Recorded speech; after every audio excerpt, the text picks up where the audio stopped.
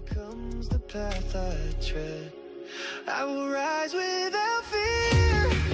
Let the wind take me near to the edge of something real, where I finally start to feel I was born for the climb. I'm no longer out of time. This is my atmosphere, and I will rise without fear. And if I fall, I'll fall in light, carved from truth, not from fright. Even failure can be flight when you've learned how to ignite. So here I go, no turning back. I'm on a brand new track. From the ashes I appear.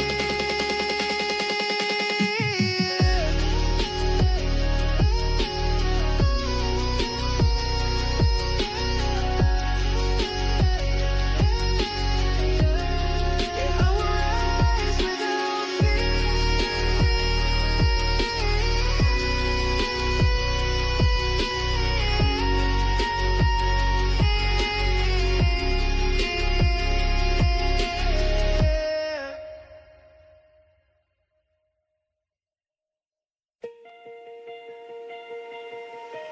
Quiet home beneath the night,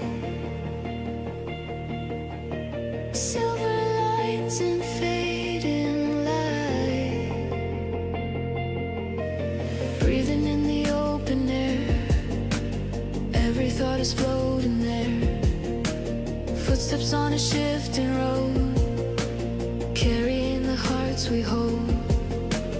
Gravity begins to bend as the colors start to blend.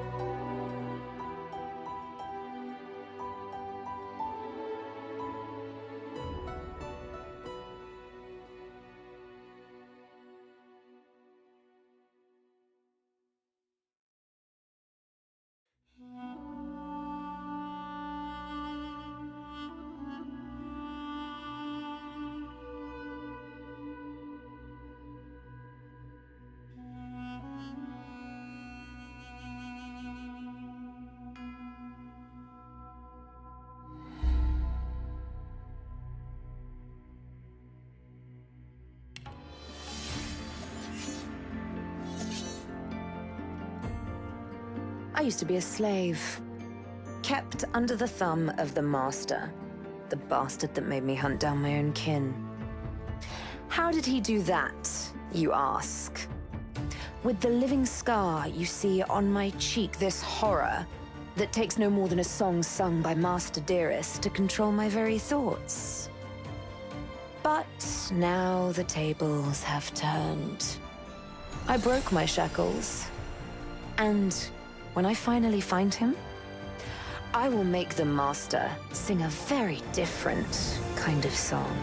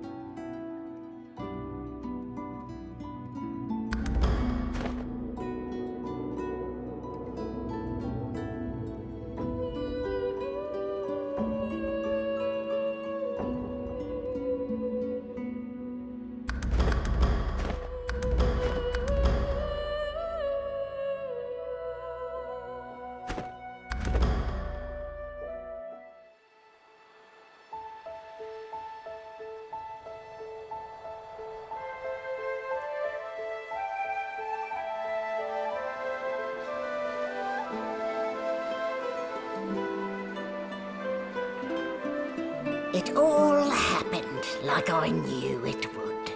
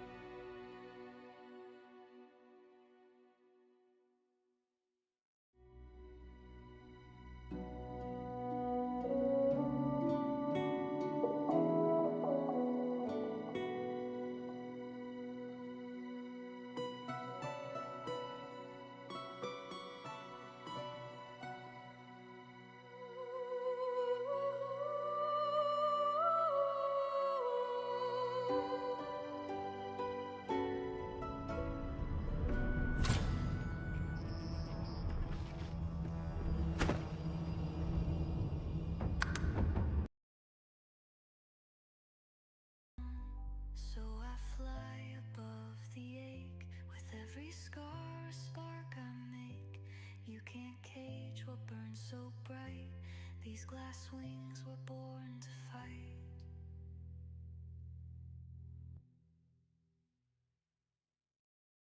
Skies are breaking, winds collide.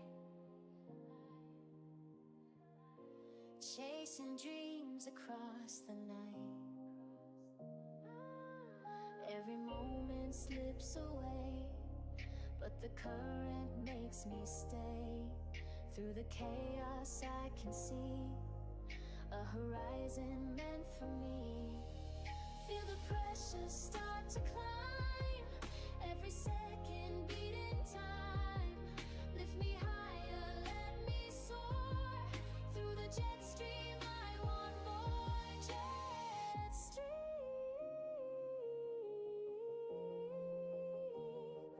carry me.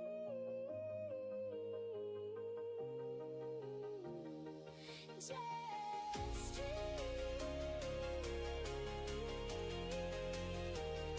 set me free.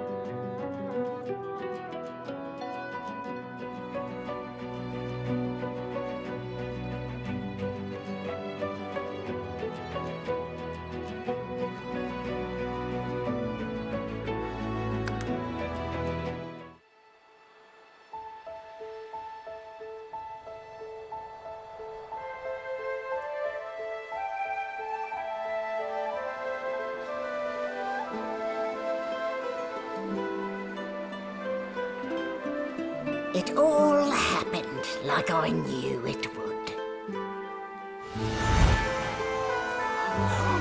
A single drop of source magic. And, like flies to honey, the monsters swarmed. The rebel panicked. The carnage began. And the magisters pointed their fingers at me. Just as I'd planned. I was shackled and collared, and sent to Fort Joy.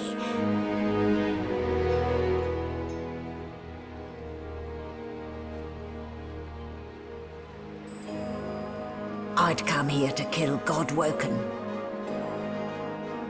But instead I became part of their story.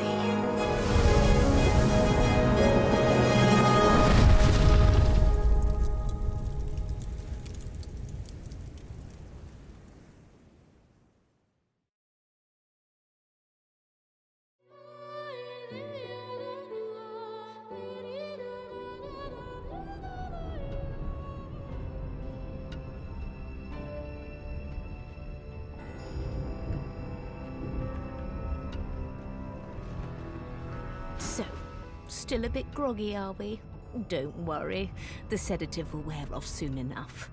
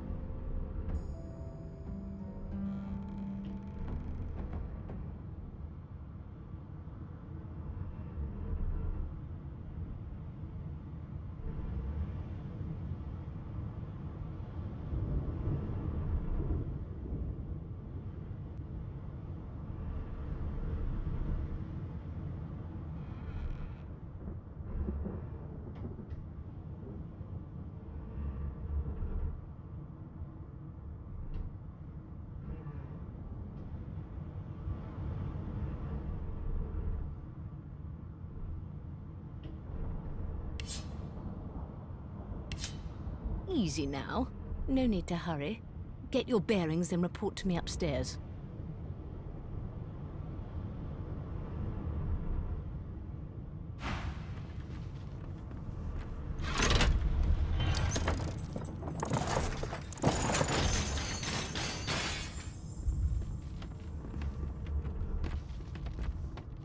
What did they do to me? Let's get our bearings.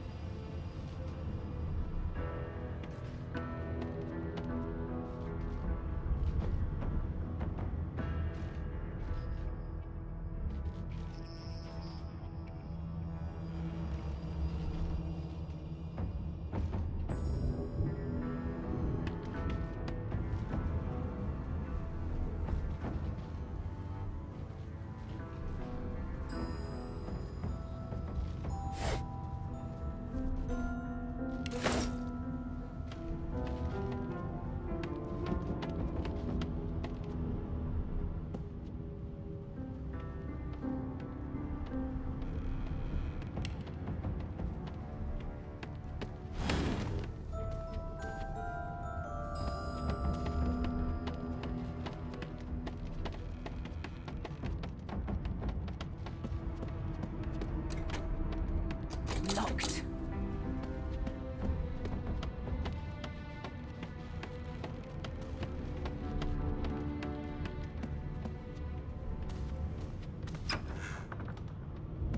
An animal pen. How utterly charming.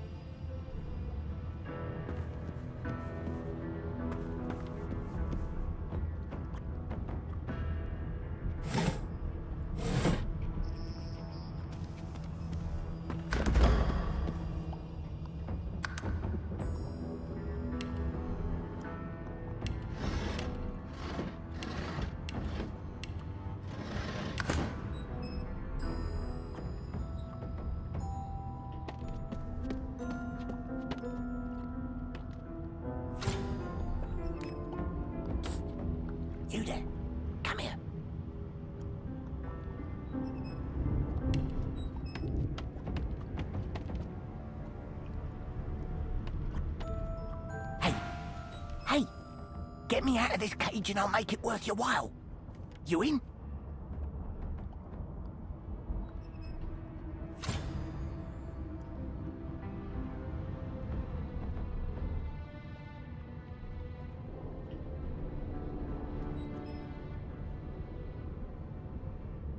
Your guess is as good as mine. Someone screamed loud as a banshee. After that, pure pandemonium. They never even told me what I was accused of. Just dragged me down here.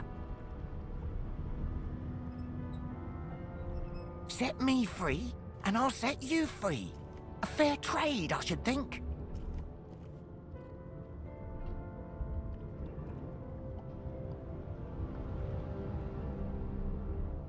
Suit yourself. But we're all in the same boat here, so to speak.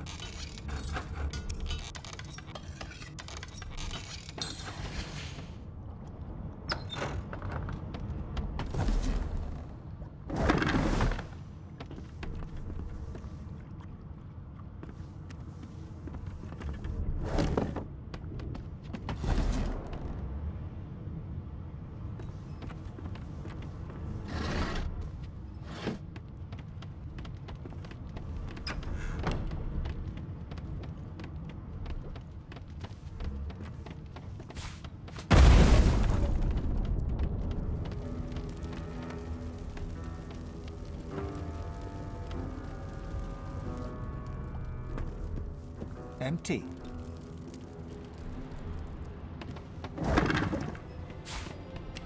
Empty. Empty.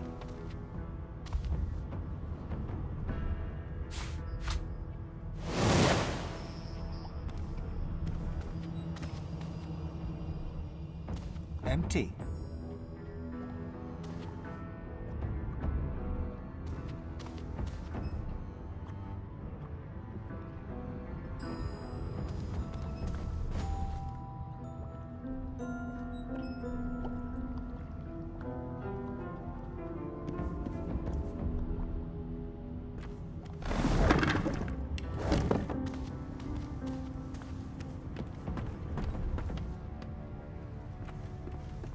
Not the most elegant solution, was it?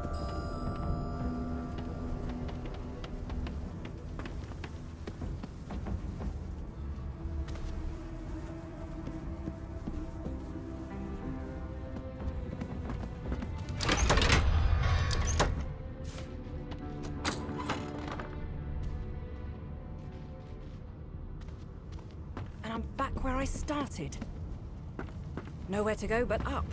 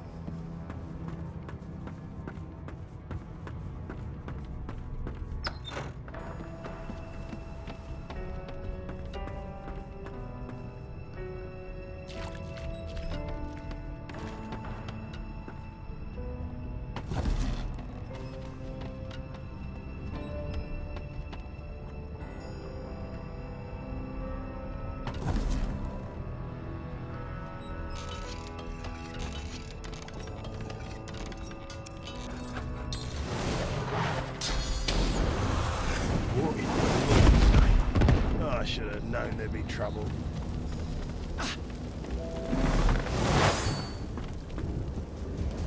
Greet the Reaper for me.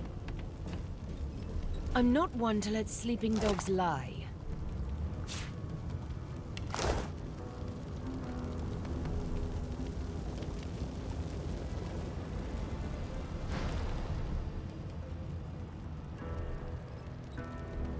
I'm nothing if not a man of my word. And I did give my word I'd set you free, lass.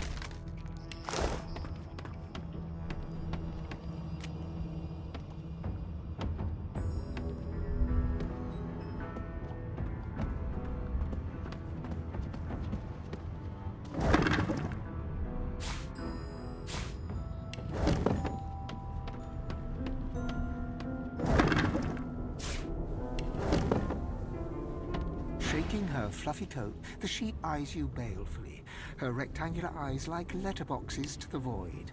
With one...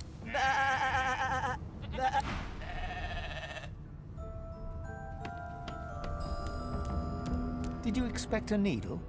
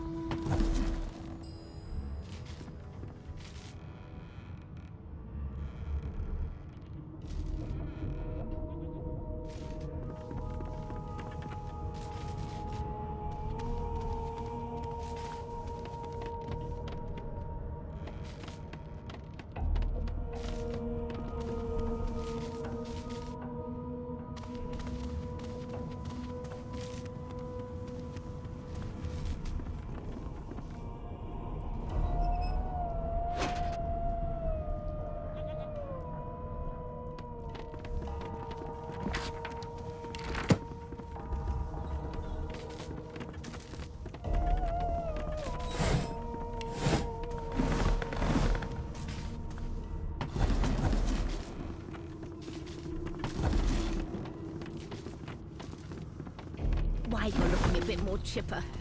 Yes. Looks like that collar fits you snugly enough. Nice bit of work, even if I do say so myself.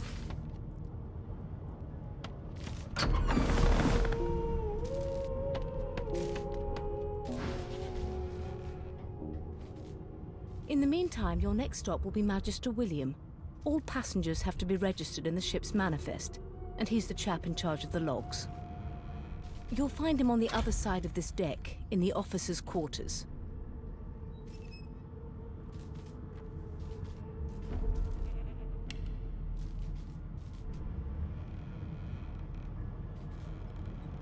Don't you dare! If you violate the virtue of my carpet, I'll do a good thing worse than put a collar around your neck. Index fingers pressed to her lips, she pauses a moment to give you a scrutinizing gander. My word, you do seem a bit befuddled, don't you? Perhaps I was a bit too generous with that sedative. Oh, well, I'm sure you'll soon gather your wits. Most likely. Eventually. In the meantime, all you need to know is that we're en route to Fort Joy. A new life awaits, and if you're a particularly good girl, perhaps a cure as well. An end to Source. For good.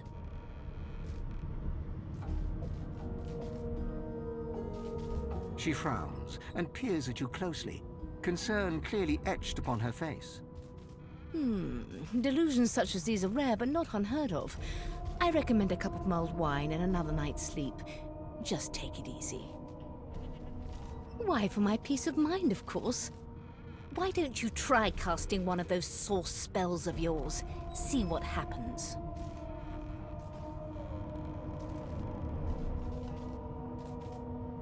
Oh, do go on. I won't hold it against you. Promise.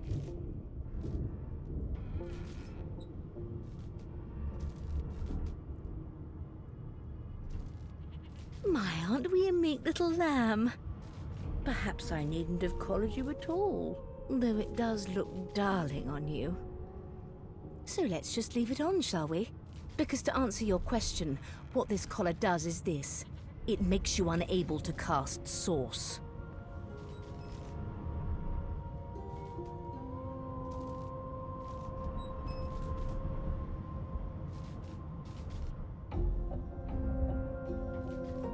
For your own peace of mind, of course.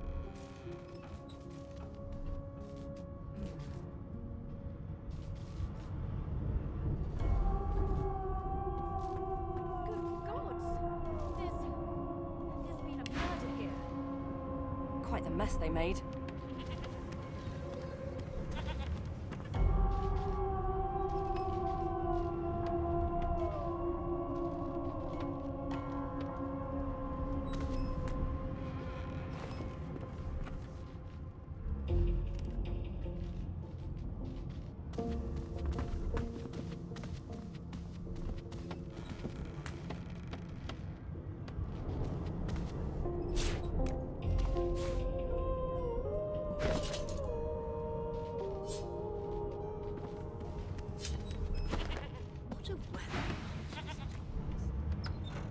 She looks up at you with a mirthless smile.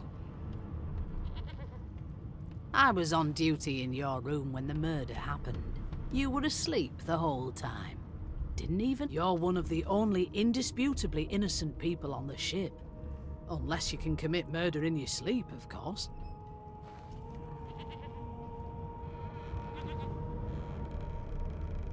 Finn was killed by Source.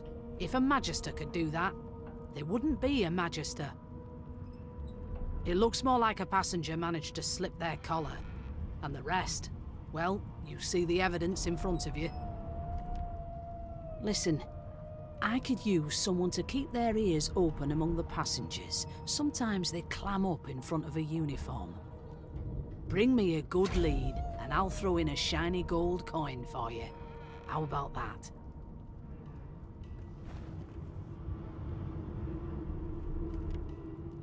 Not in here, it isn't. You let me know if you hear anything.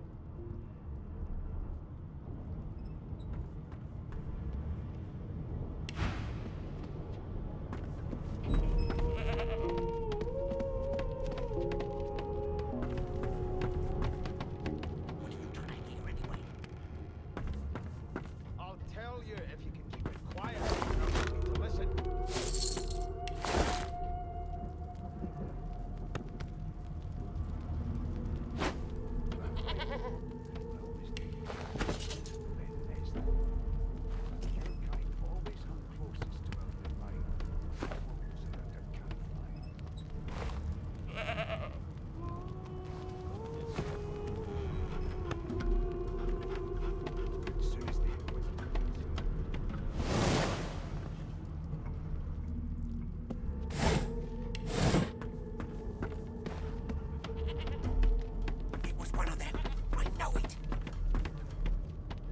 You put a knuckle in it. I'm trying to concentrate. They don't care about us. We're like cattle to them. Nice. I'll give you that knuckle if you keep carrying on. One of us will kill our own. They're picking us off one by one.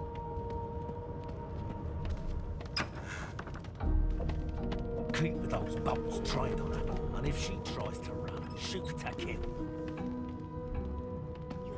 Never thought you'd end up a prison guard, Vic.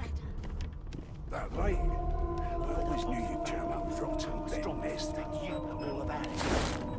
Your kind always hung closest to our divine, like wolves around a campfire. Well, you've got this wolf on a leash now. As soon as the Inquisitor gets here, we'll hang you right over the side of this ship with it.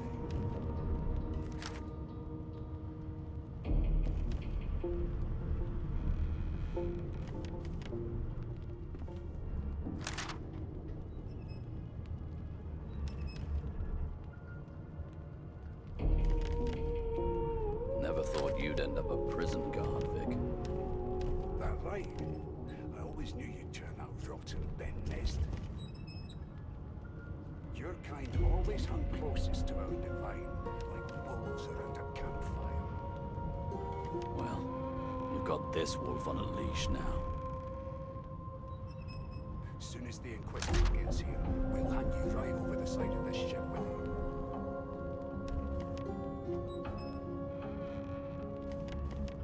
Keep with those bolts trained on her, and if she tries to run, shoot to kill. Coming out of plague-stricken. You seem on edge, officer. What on earth is the matter? There's nothing else. Murder most foul. Strongly suspect you know all about it. Do you? Well, perhaps you're absolutely right. on anything less than a dozen horses, and I don't intend to do away with the custom. Well, there has been a murder, Your Majesty. Maybe that has the Magister's more concern than your appetite. Don't you get saucy with me when you clearly don't know the first thing about sauce?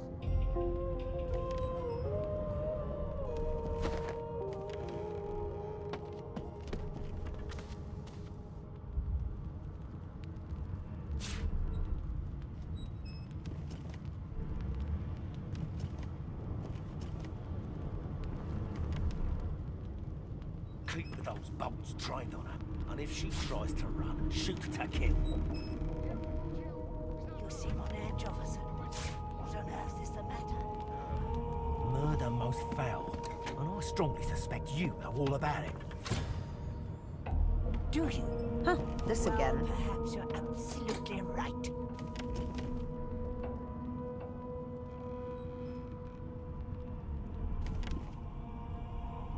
Never thought you'd end up a prison guard, Vic. That right. I always knew you'd turn out rotten, Ben Nest. Your kind always hung closest to our divine, like wolves around a campfire. Well, you've got this wolf on a leash now. Here's the register, ma'am. Good, good. Magister Williams has just about done with the last passenger. You faring okay so far?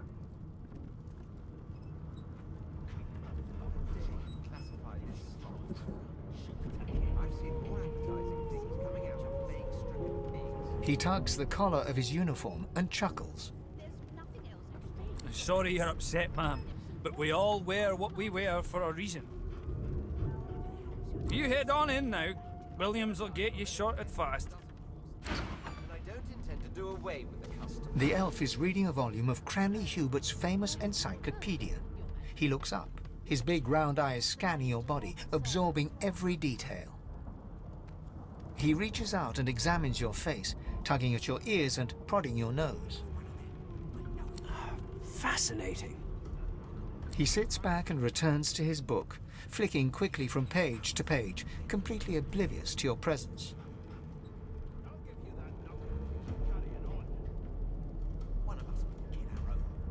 I am not as brittle as all that, young lady.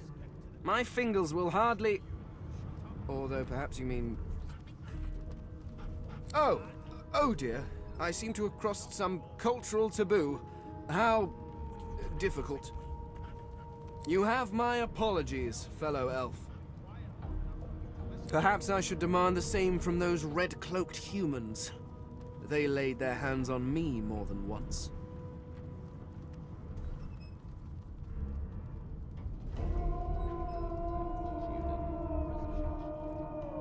Ah, yes.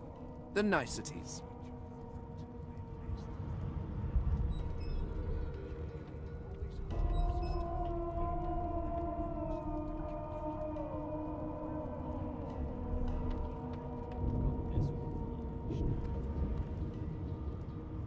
My name is Fane. I am a scholar from... well, I am a seeker of knowledge. That is enough. It is pleasurable to meet you.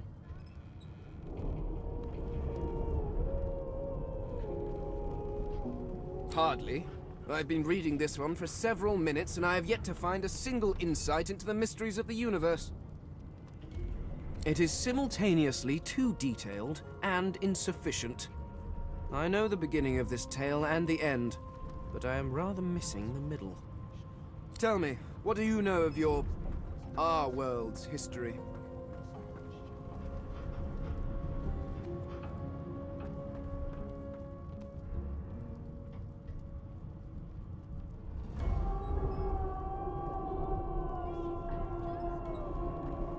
Most unusual, and if it's not too rude to suggest, not much of an answer. No, I want to know about the Celestial. I want to know about your gods. This text tells me that they created all creatures, but nothing of what came before. Where did these gods come from? Who are their people? Where are the others of their kind?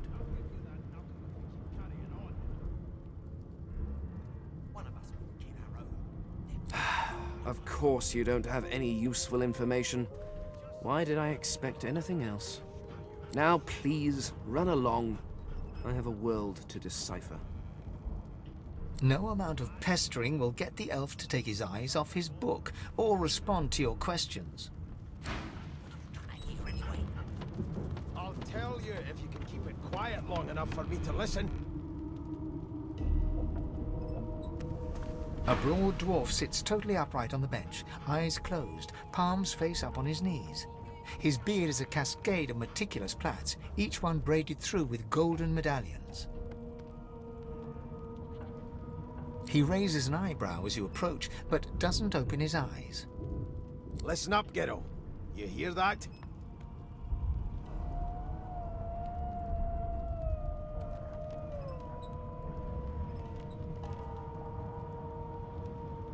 He turns his head toward you, looking you up and down, and smiles before turning his attention to the ship once more. You look like a girl to me. Listen, if you're interested. Or get gone if you aren't.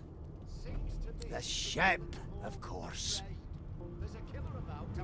A wave of sound washes over you.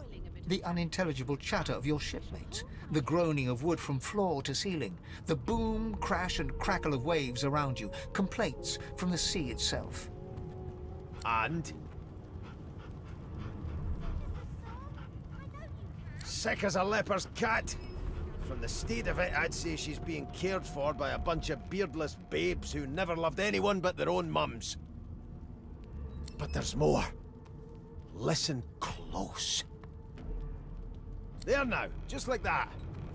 Squeak! Aha! His eyes snap open as his countenance breaks into an expression of joy. One great paw claps you on the back. The other catches you before you lose your footing. There, you heard it, didn't you? I knew it. I knew it. Aye, this is good news, kiddo. Good news.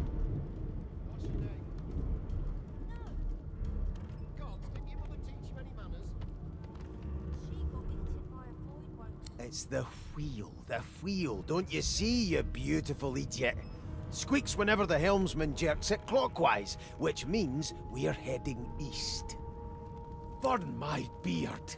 That means if we've been traveling for, yes, only 10.34 nautical miles to Fort Joy. Never thought you'd end up a prison guard, mate. That right? I always knew you'd turn up from Ben Nest. Your kind always hung closest to undefined, like bones around a curve. Ah, so you've eyes as well as ears, eh? You'll go far, mate, even here. Yeah, no indeed, kiddo. But that ain't my final destination.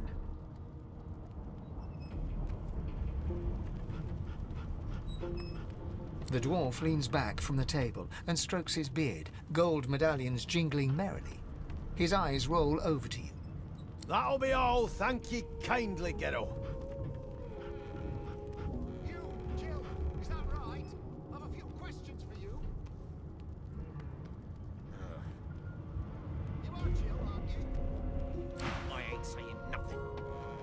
Bloody dwarves, I'll come back to you, and you better be ready to talk here.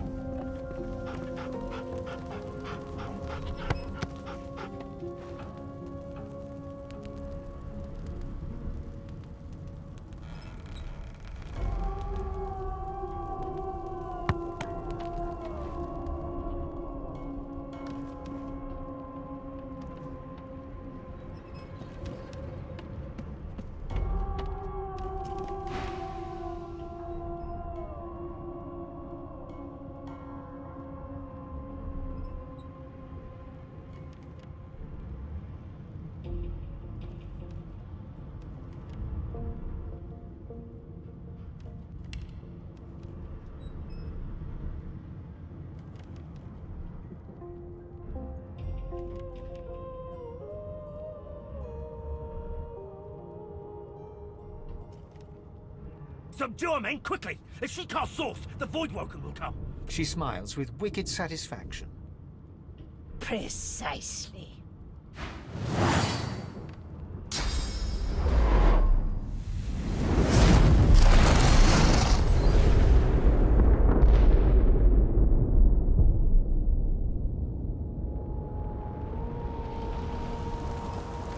What's happening? That woman. What's she done? No time for chatter. We've got to get out of here.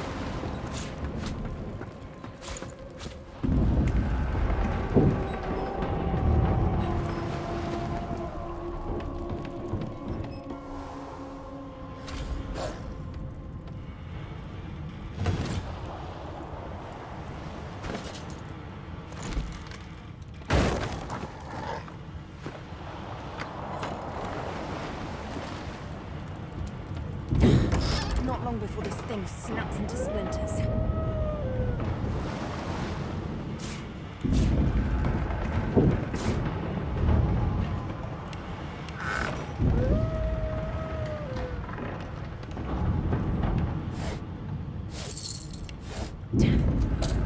That doesn't bode well. Onwards and upwards.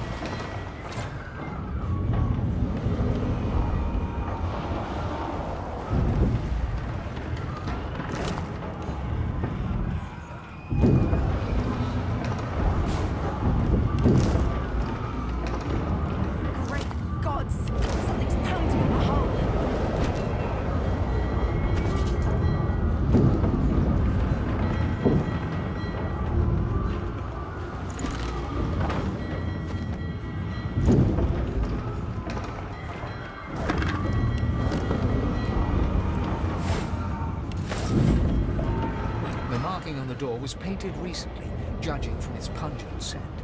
You recognize the symbol immediately for what it is, a warning of death fog within. You press your palm against the door to open it. The wood feels neither cold nor warm, but simply grey. The color drains from your hand, and you are left numb.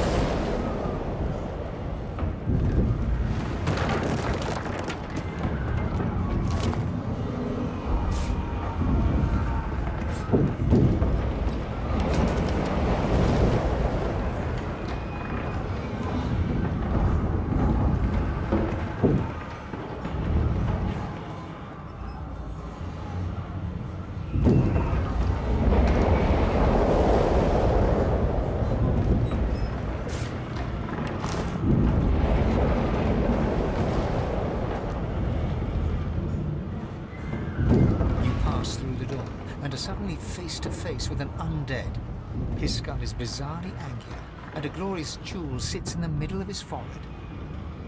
The skeleton is quickly leafing through a volume of Cranley Hubert's famous encyclopedia, muttering to himself.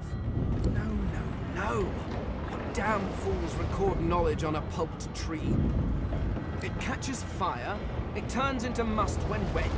It cannot even resist acid. No wonder they're so bloody ignorant.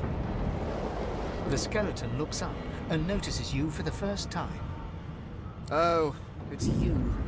Shouldn't you be running and screaming or some such?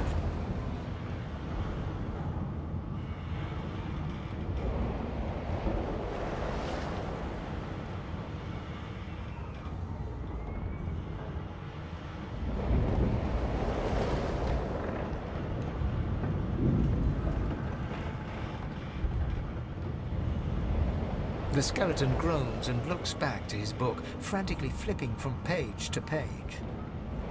Yes, indeed. It's the look of someone that wants to read the bloody book he's holding. Now, if you're really quite finished, I believe you have lifeboats to flee to.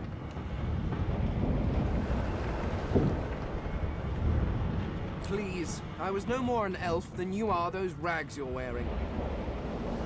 I had a mask, rather ingeniously designed, which allowed me to take that primitive form. A mask that was stolen by that damned witch after her little scene. Still, she'll drown with the rest of these fools, and I will simply pluck my mask from her cold, dead hands. Indeed, just as sensible as getting off a sinking ship and leaving a fellow to his business.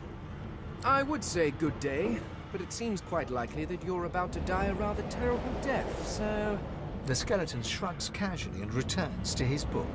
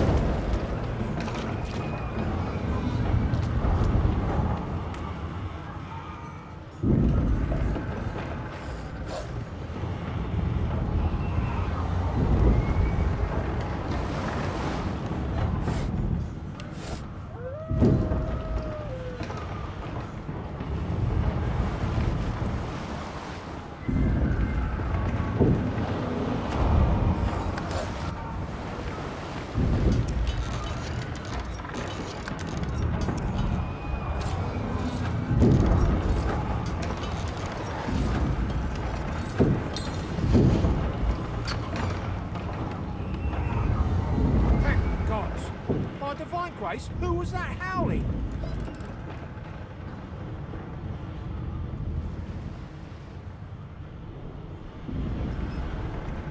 He eyes the collar circling your neck and reaches a hand towards his blade. Another sorcerer!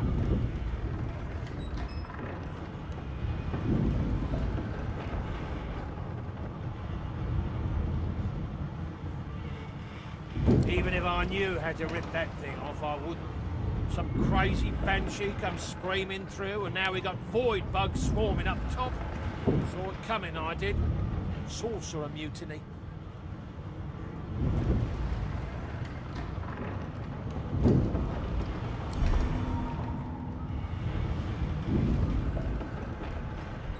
Your lies end here.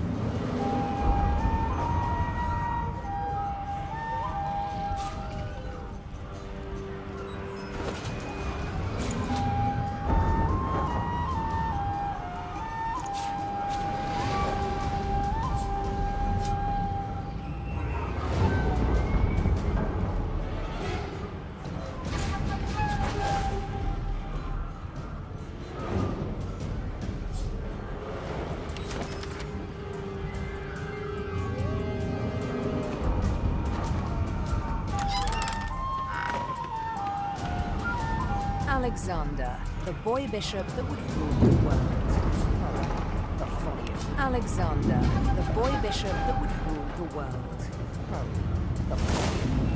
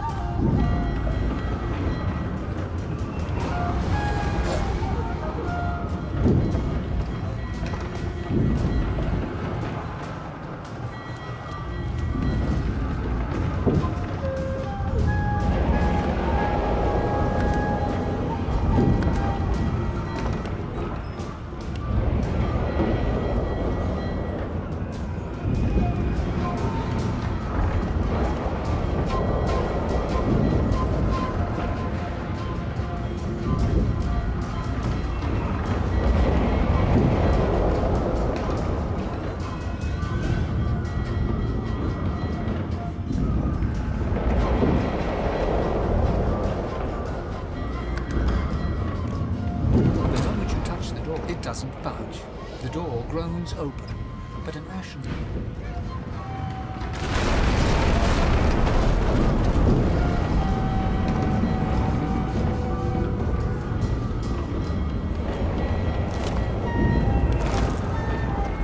I need to get out of here.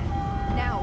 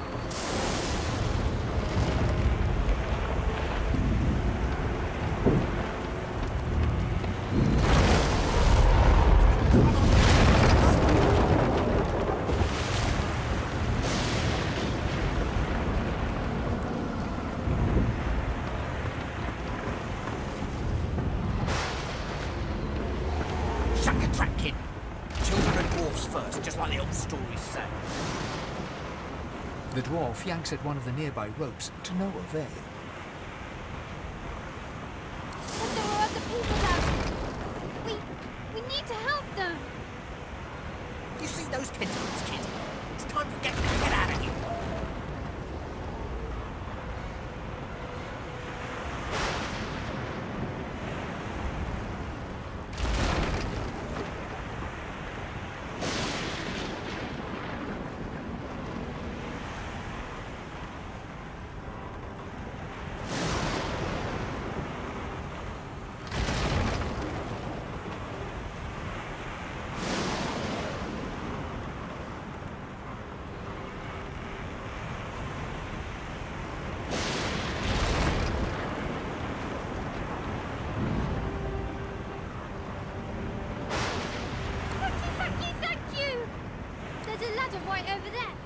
You can go straight down. You're gonna be the death of us, you hear?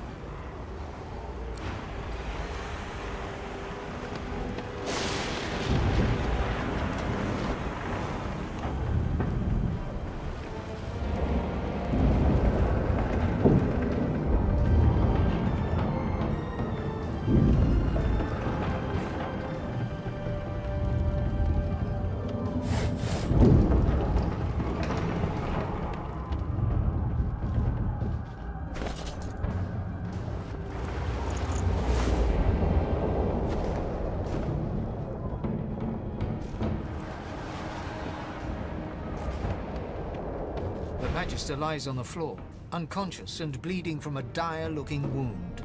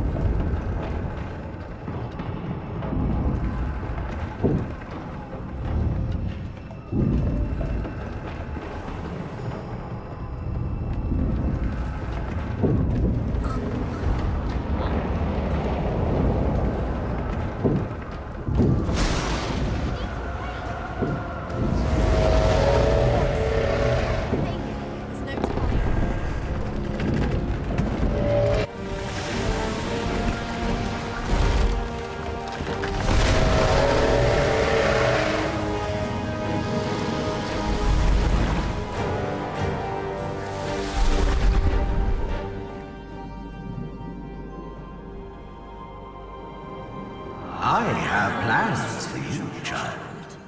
Rise.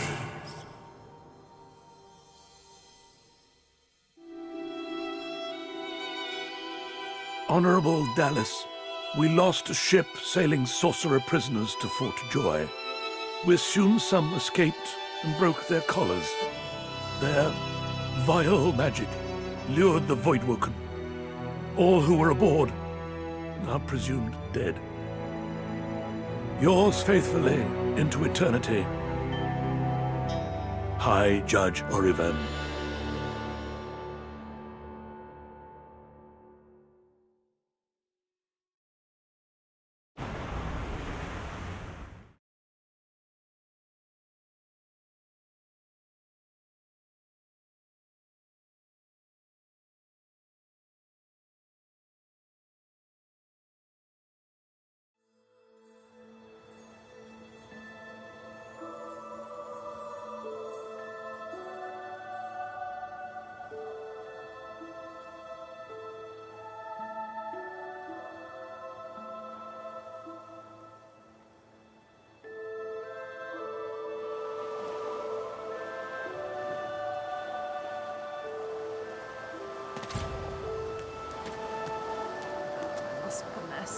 Like my ship was attacked and sunk by Voidwoken. And there's no telling if they're through with us yet. We can't count on a voice to save us again. Let's head to the fort. We'll be safer there. I hope.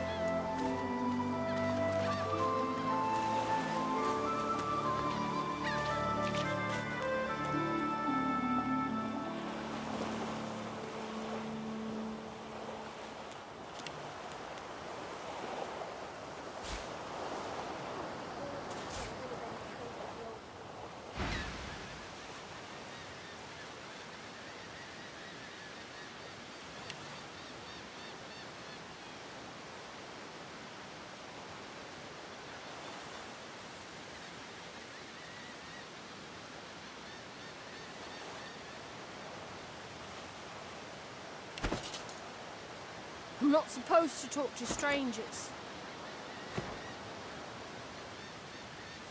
The child considers your statement. You're weird.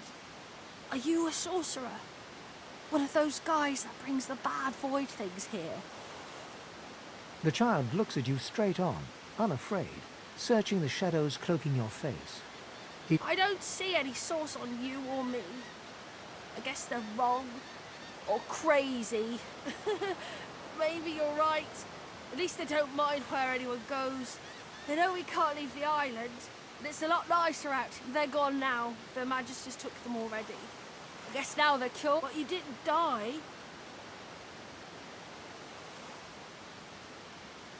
I guess I am. But it's just normal to be... There isn't anywhere safe. You'll see.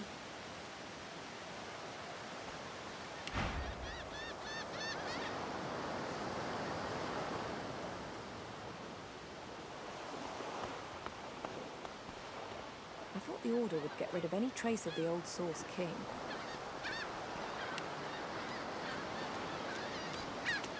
Gracchus Rex, ruler to some, tyrant to others. Long dead to all.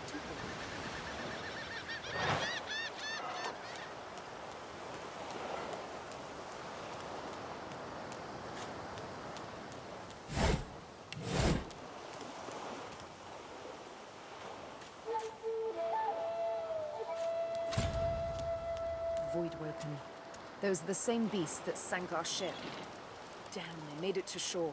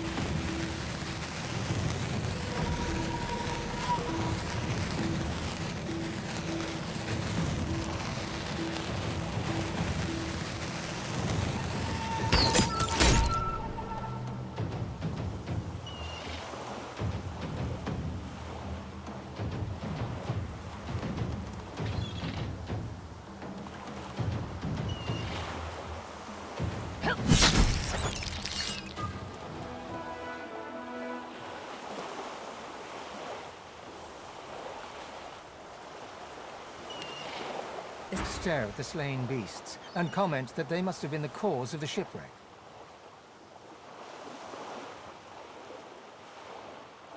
Ugh, they're just animals. Easy enough to euthanize.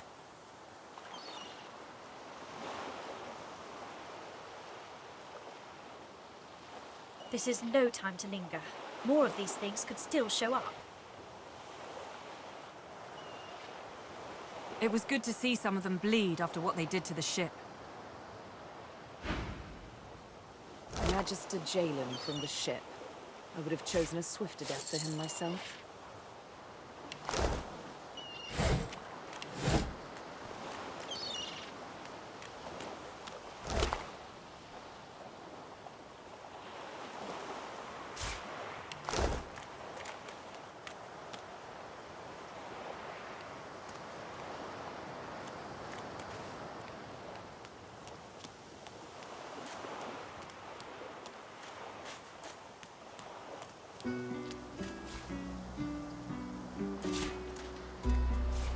Rubbish.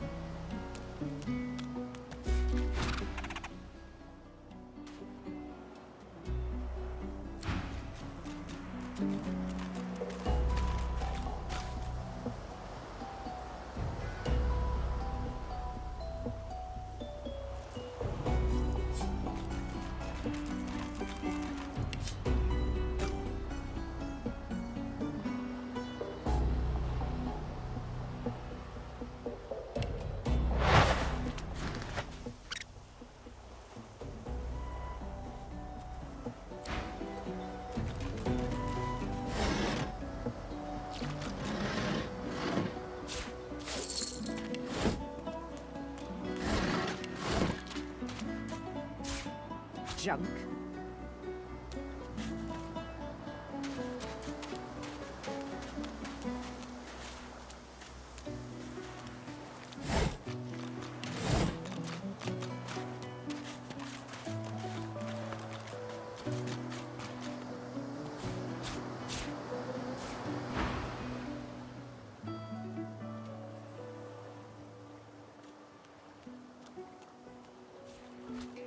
Yes, you recognize him from the ship. It would seem you're not the only one who survived the tentacles of the deep.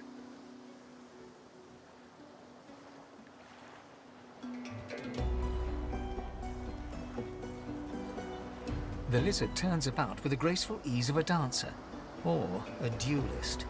You lock eyes with his, two smouldering embers that sizzle your very soul. And a dutiful servant you are too. Chances are I wouldn't have survived that shipwreck had you not returned to the aid of your master down that dreadful hole.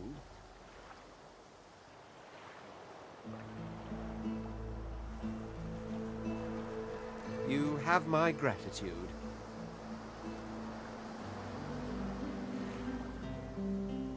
Hand over heart, he salutes you with a bob of the head. More than a nod, though less than a bow.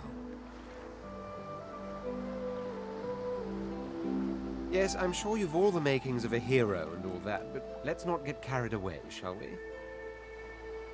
Nevertheless, one good turn does deserve another, so as far as the whole slave business is concerned, let's just forget about it. Now then, if there's nothing further... If you really must know, I haven't quite decided yet.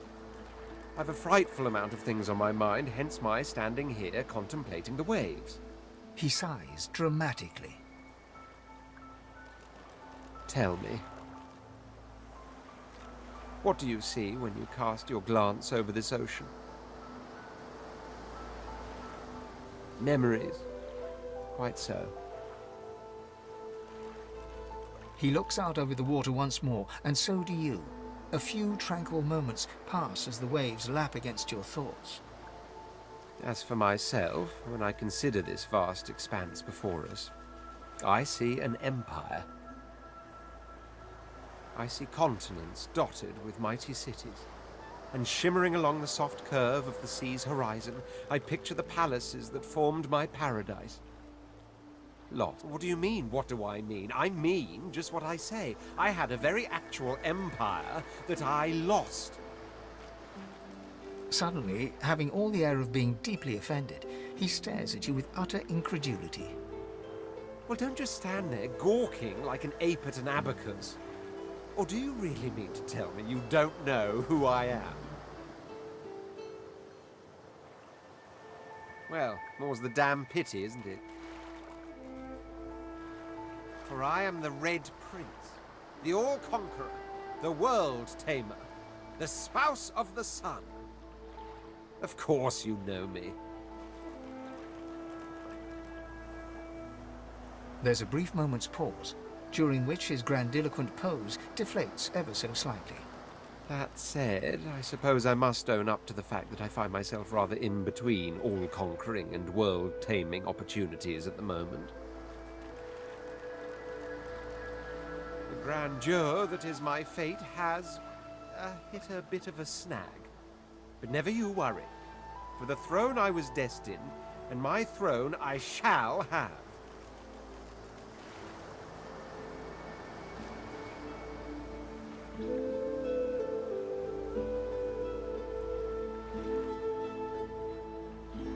Then by all means, dash.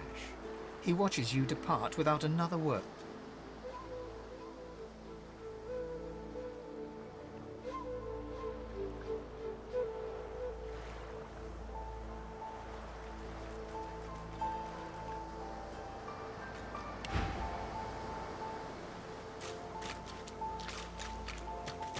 Huh, this again.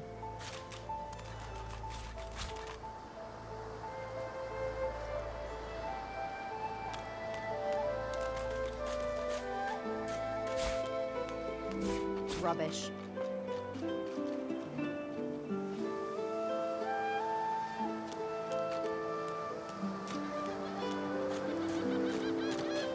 A black cat.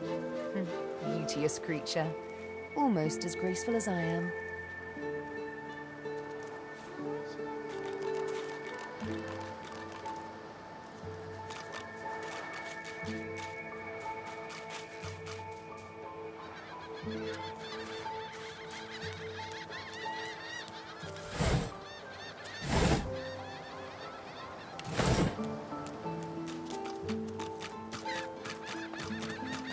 Ooh, that's a pretty one.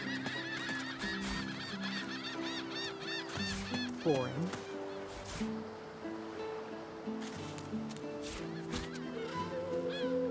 Hey, lady. It's a lot nicer here than that stinking boat, huh? I'm sure glad you went back to save the others. Saw one of them wringing out their tunic at the shore a few hours ago. Say hi for me.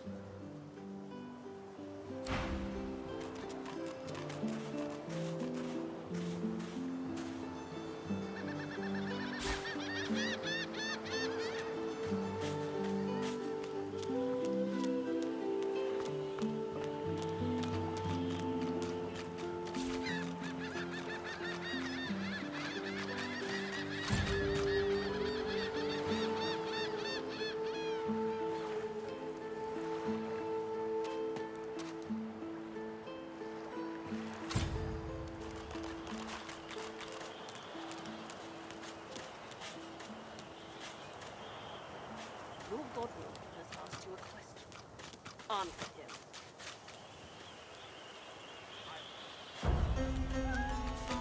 I know nothing of any Verdus.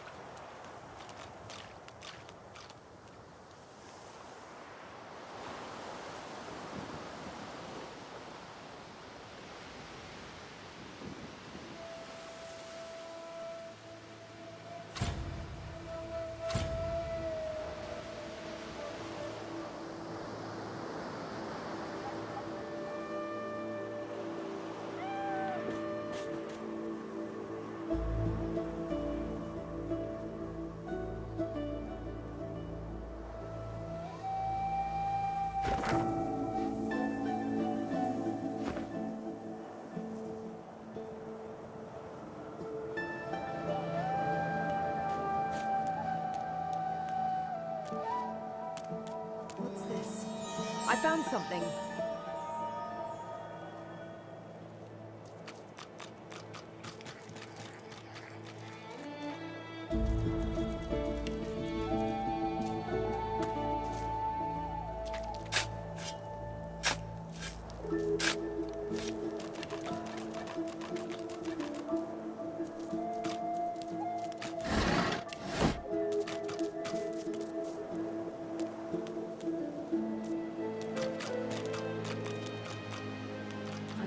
This leads.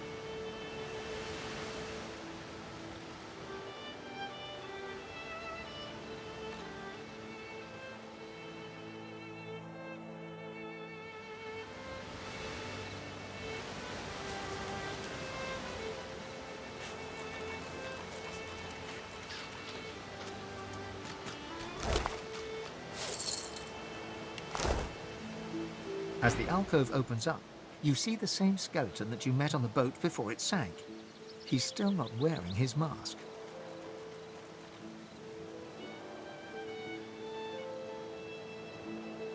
He's leaning over a corpse, prodding and pulling at the skin of its face. Bugger. How on earth am I supposed to... Oh. Skeletal fingers reach down and grip the skin of the dead man's face, pulling sharply upwards. After a few more tugs at the man's cheeks, the skeleton relents, letting the head drop to the ground with a damp thud. Damnation. That stuck fast. I wonder, does the beard act as some form of anchor?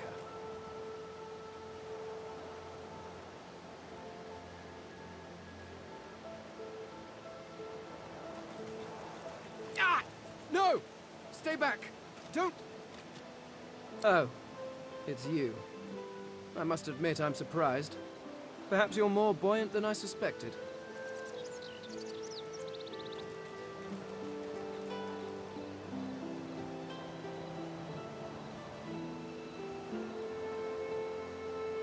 It seems the human that stole my mask was rather more resourceful than I gave her credit for. I chased her here, but she rather seems to have given me the slip. Thus...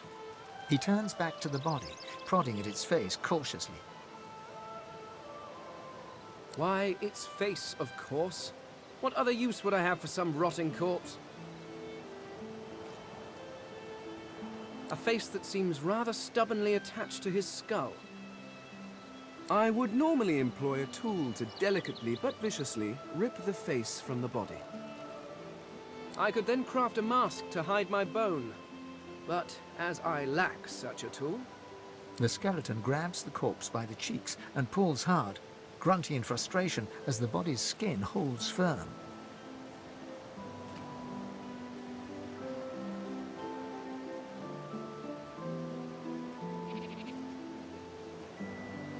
Because my own was stolen from me.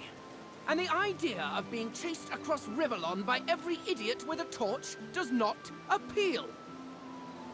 Oh, get away! Monster! Hide the children! Oh. You are simple beasts. And you simply do not like my... Well, not my kind, but those that look like me. So, if I am to traverse this land, I will need a mask to disguise my features.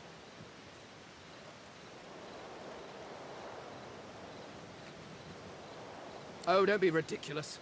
I have important things to do on Reaper's Coast. I cannot simply sit about waiting for the rest of you to die so I may continue my business in peace. No. I may be an eternal, but my patience has its limits. Indeed. I may be the only eternal. My people seem rather absent. At least from this realm. As for the others, well, there is an excavation site at the Black Pit's oil fields. Perhaps there I'll find my answers.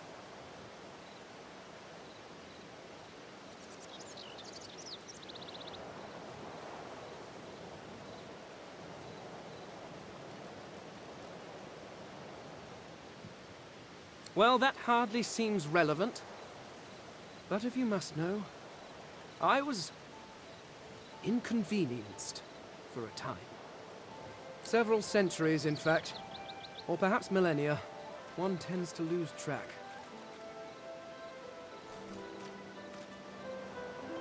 I was sealed in a tomb for daring to be curious about the world.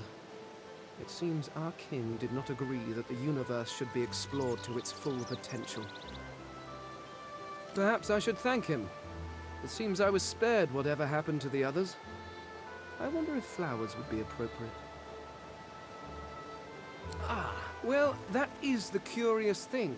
They are clearly absent from this world, and yet they are everywhere. Every one of your races resembles them in some manner, and the statues you have built to your gods look remarkably familiar. Perhaps my people have ascended to some new realm, or perhaps your gods are merely a folk memory. Regardless, they are not here. But I will find them, wherever they are. I will find... A cult? Hardly. We were a race that existed before the idea of race was needed. We were all one. I could ask you to imagine an Eternal as a creature of incredible intelligence and skill. But I fear the limits of your imagination would not do us justice. We studied the mysteries of the universe. We created works of great art. But I will find them. Wherever they are, I will find them. We will have our world again. Yes, yes, do feel free to call. By which I mean shout loudly. I do not want...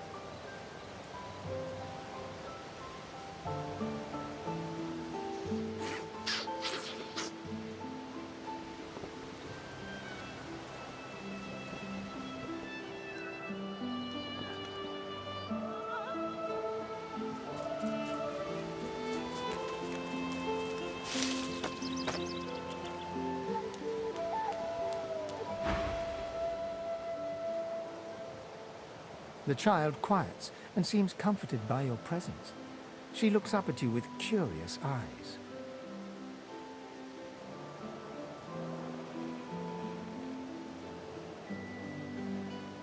The child nods and reaches up to you.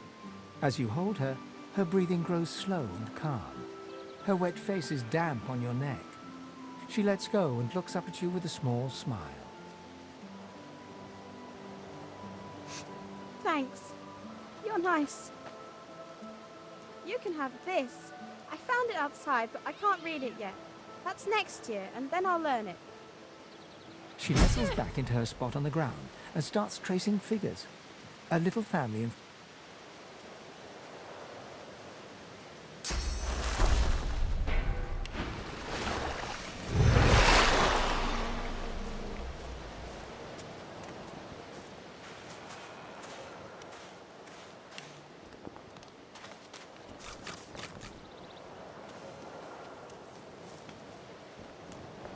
Where is she? You go with us. Who are you? Are you from the shelter? She says nothing of another. Fire, alas! She is so late!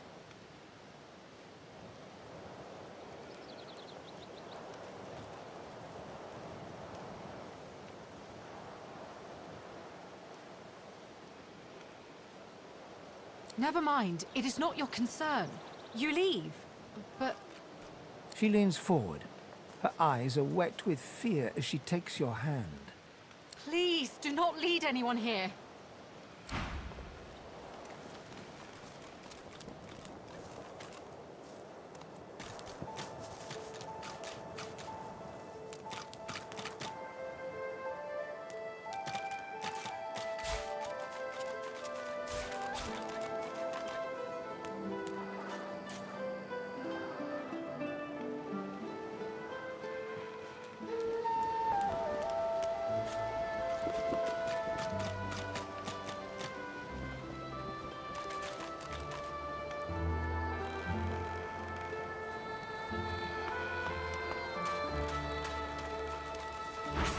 Fear, alas! I'm sorry, dear one, but...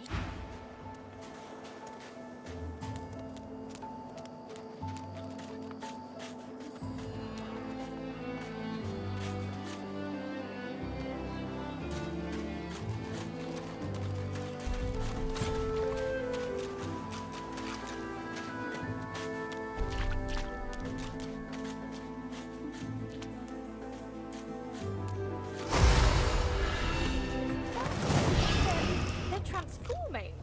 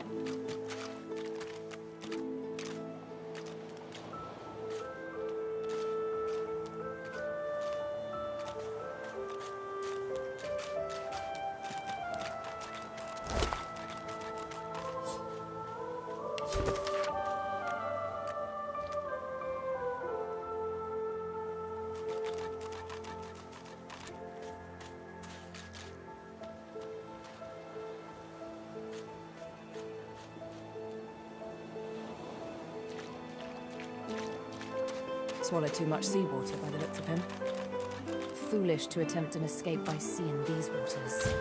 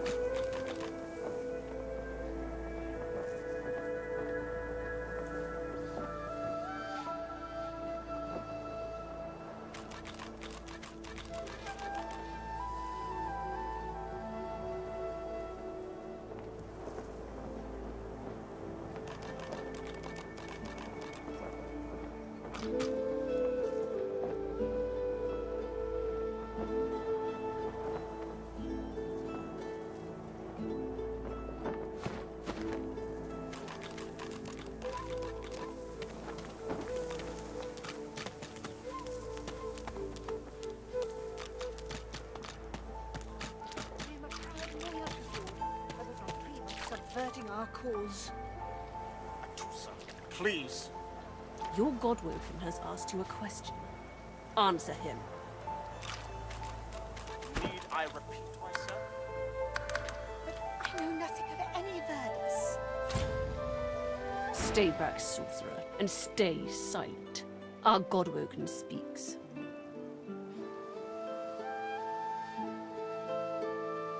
We know you've been helping sorcerers escape, Atusa. We have proof. I'd sooner cut my tongue out than lie to you, Alexander. I know nothing of any escapees. If you can tell the Godwoken no more, your tongue is of no use. Cut it out. This can't be serious, Alexander. Come! You should know by now to obey your superior, Magister, whatever she may ask.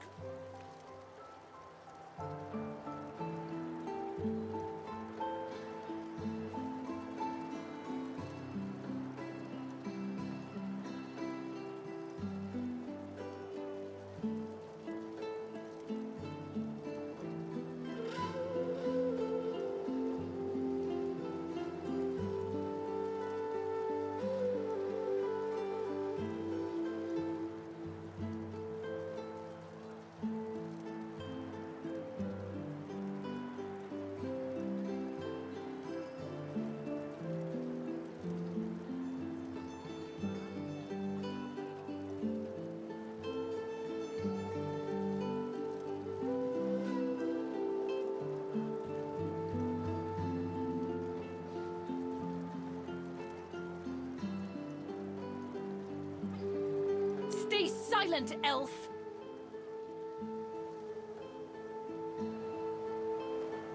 Atusa pinches the tip of her tongue with 2 fingers and brings her dagger to its root. Her eyes squeeze shut. Drops of blood form against the dagger's edge and quickly fall to the ground. Stop! My father, may his soul rest in peace, would be disappointed in you, Atusa. To think you would lie to his only son, your bishop, and your friend these many years. The fate of our realm hangs in the balance. If you will not help us save it, then you will help the Void destroy it. Dallas? Yes, Your Holiness? I believe we're done here.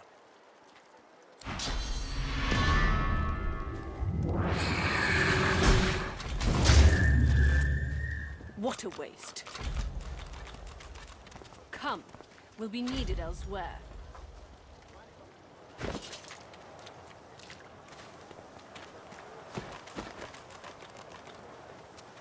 The Lizard Magister, or what's left of her, lies in a puddle of gore.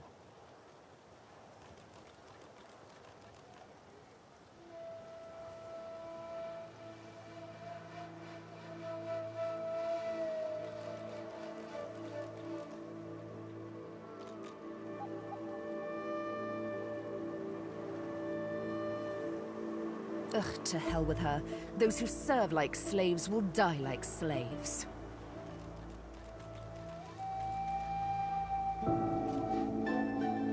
So much for Divine Order compassion.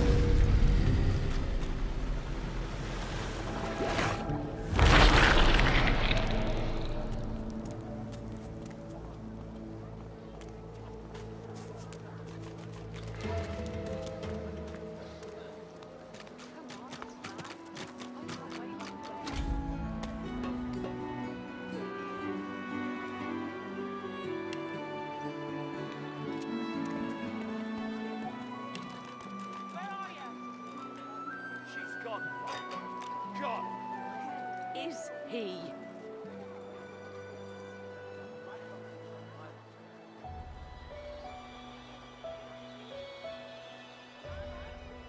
Where are you, darling? Hi. It's time to accept reality. Come on then, Lexi. Pay up. I find I need bread. I want no trouble. Bread or a brisket?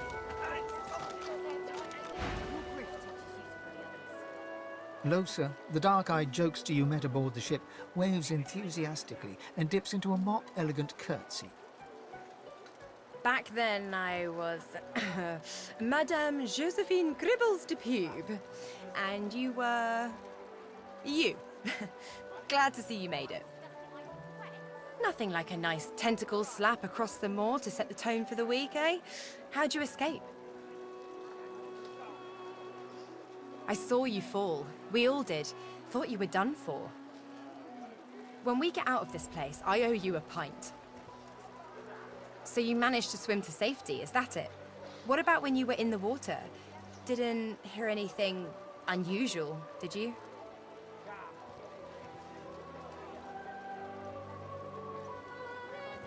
I heard the same thing! Do you know what this means? It means I'm not the only... Losa's voice catches in her throat. The joy drains from her face. Her eyes lose focus, and her whole body goes rigid. She is stock-still, waxy-skinned, her eyes dark. Greyish-black veins run from her eyes down her cheeks. Her head snaps to you mechanically, and her eyes lock with yours, dark pupils dilated into great black voids. Light suddenly flashes back into her face. The grey veins drain to pinkish flesh, and her whole body relaxes. Anyway, what were we talking about? Oh, yeah. It was a shipwreck, all right. Not much more to say about it, I guess. Papa Joris used to tell me, Losa, he'd say, Losa, you ever find yourself in a sinking ship, follow the rats. They'll find you a way out. Applies to a lot of situations, actually. Vermin tend to know what's what.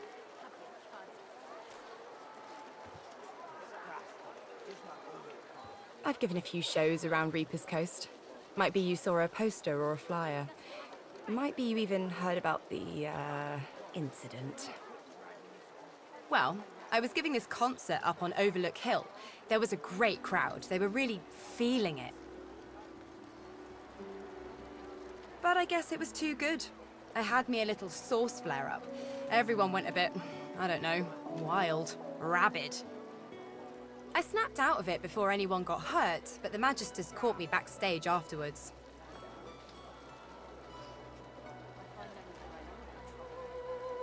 Really? Are you hospitable too?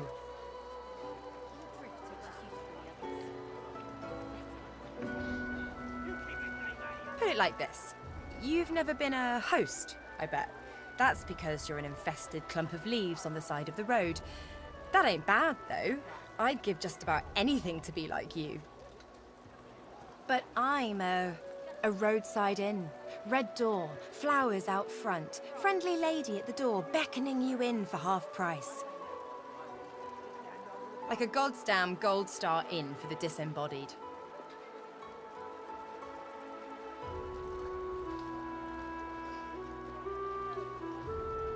She gives you a searching look. You seem pretty well adjusted. Ain't that just the truth? So, how are you enjoying the joy?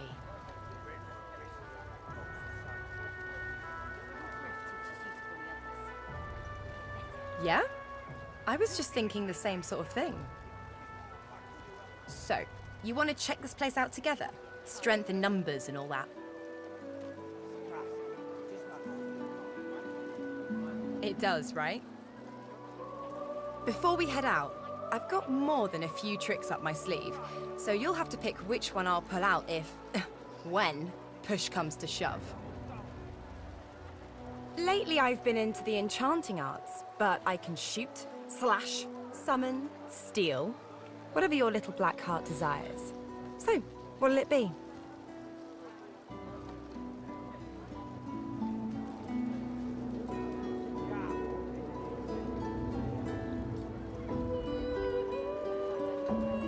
Sounds fine. So, we're good to go? Yeah? Well, that was easier than I thought. And I'll do my best to stay myself. Lead the way.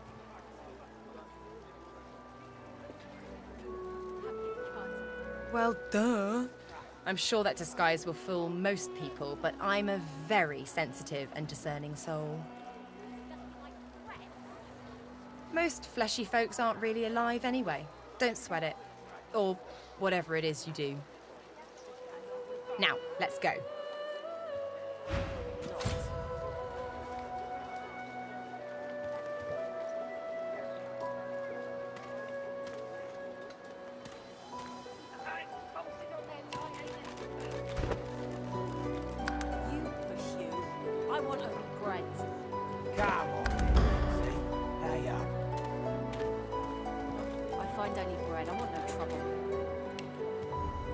Bread or a brisket, both the same.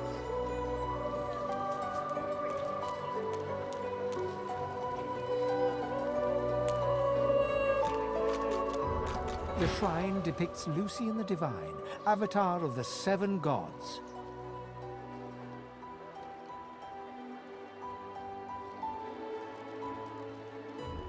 It does not react. Shrine, by the looks of it. Will you quit dragging this on? Ain't that hard, Legsy. Just hand over the gold. I will not.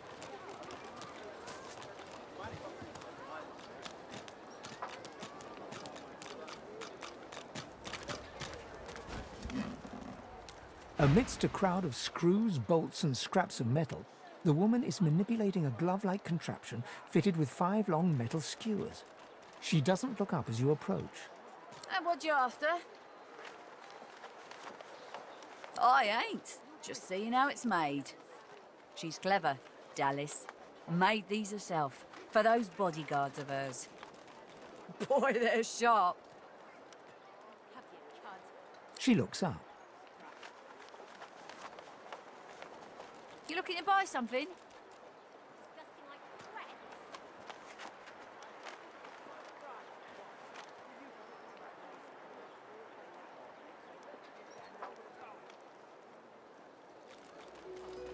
Found it in the scrap heap not so long ago. We used to know each other back in the day, you know. Dallas and I. Never knew her to be much of a wrench head back in the day, but once she joined the Order, she started turning out all manner of oddities. She nods once.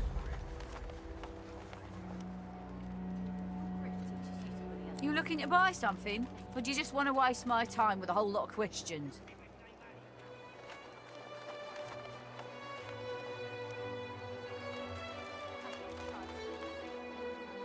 Magic and metal, like most of Dallas's designs. Metal keeps it locked. Magic makes it work. That's all I know. Oh, I don't know. She was a sweet soul. Quiet. Loved her family. Always seemed strong, as I recall, but she didn't come across as no fearless military leader back then. She was just a girl. People do change, don't they? For you? Hell no.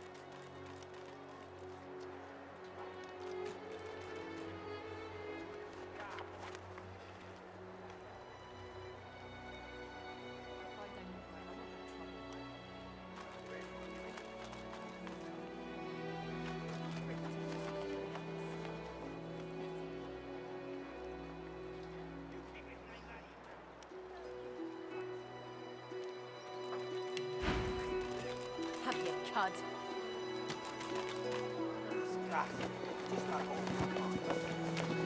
Disgusting like theft. Disgusting like threats.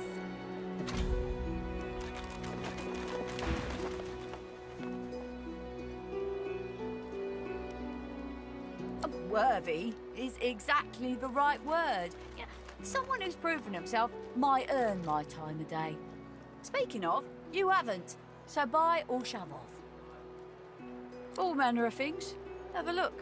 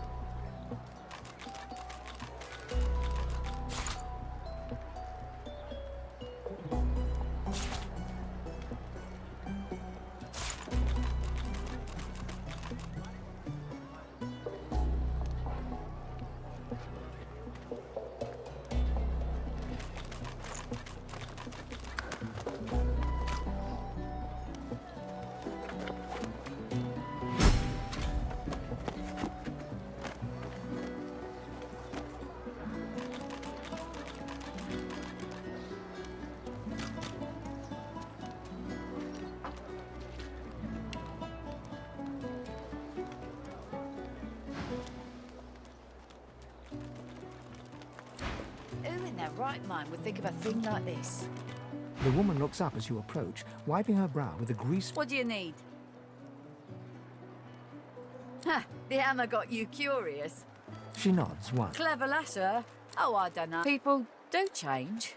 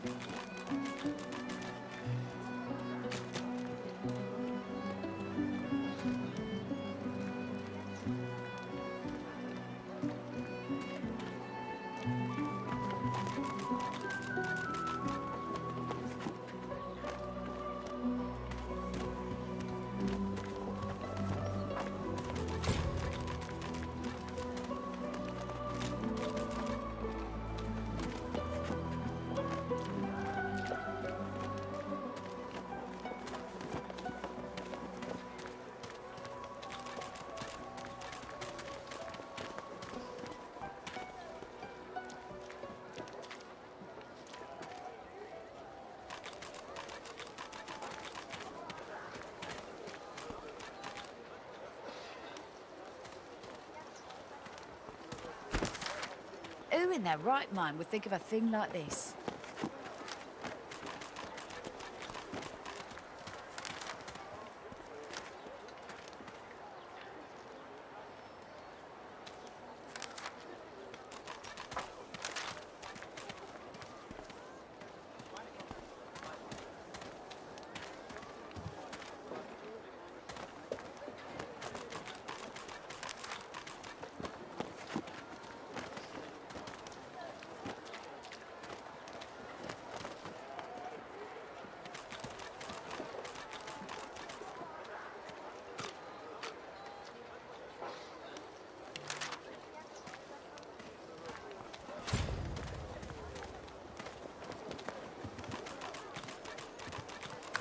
Who in their right mind would think of a thing like this?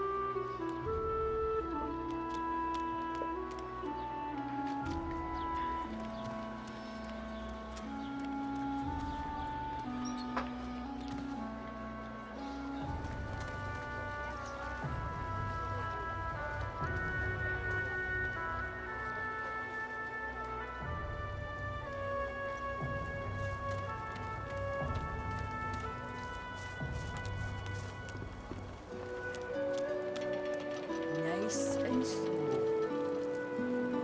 Heading into the kitchen? Don't try anything funny around, Griff. I'm watching you.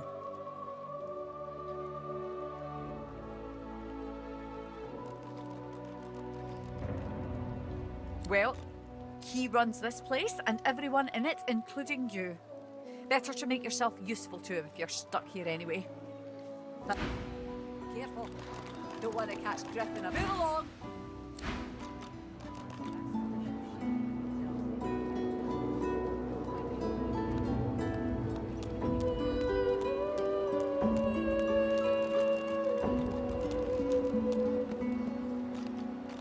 Bow your head, please! If we chant the endless prayer, the next divine will ascend, even if your kind has displeased the god so terribly of late.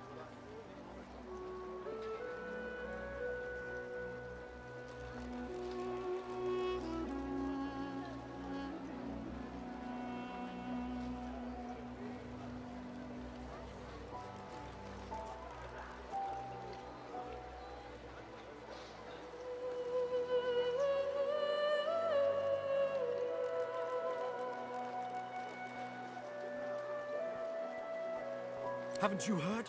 Bishop Alexander, the Divine's own son, is God-woken. He will ascend. He will protect us from this darkness.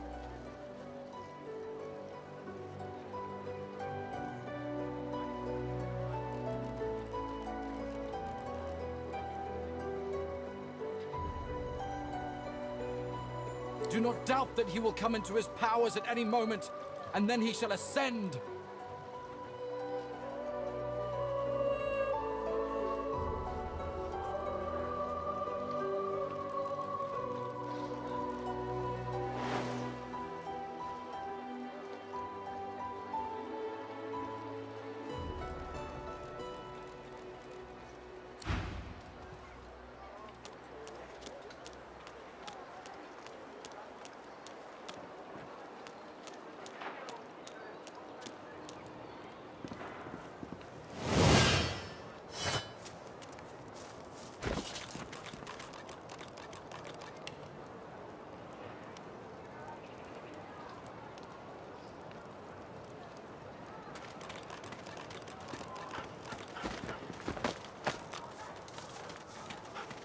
Worse than war rations, these.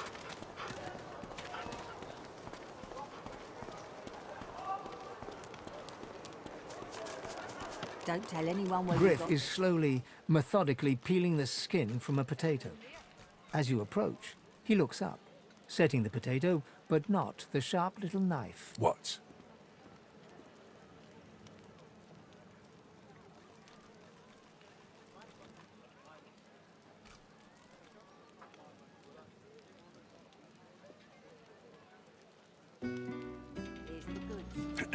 Who's asking?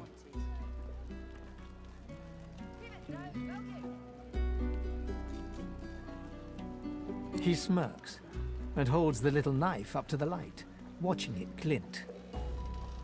I'm listening.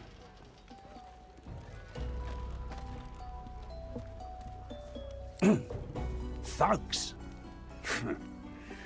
Look at it this way. People get lawless here, and we all starve.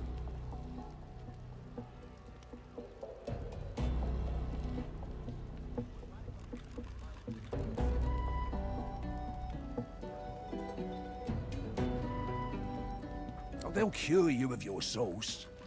Nightshade will cure you of an headache too.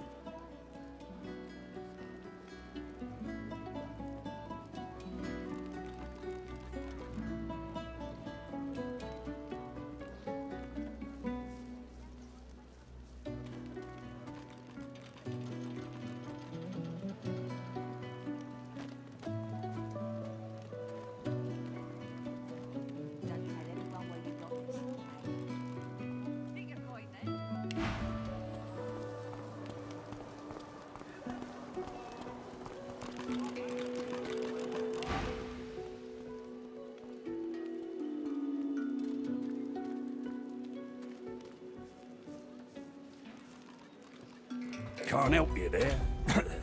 If I could, I wouldn't be here peeling goddamn potatoes.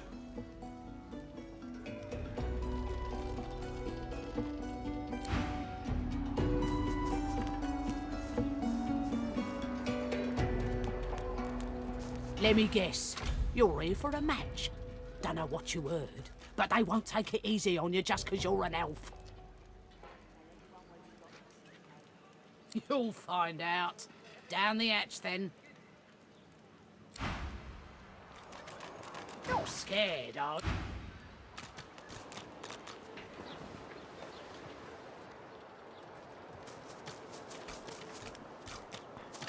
Please, help me. She has not much time. I have not much time.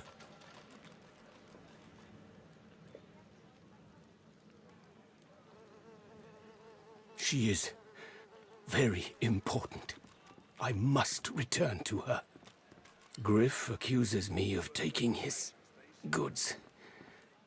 But it is not me he wants. He is a savage kind. Do you believe the words of a savage? That special shipment he was asking after. Perceptive. Like most men behind bars, I'm innocent. Like most of us here on the island, in fact. Aren't you like me, looking for a way out?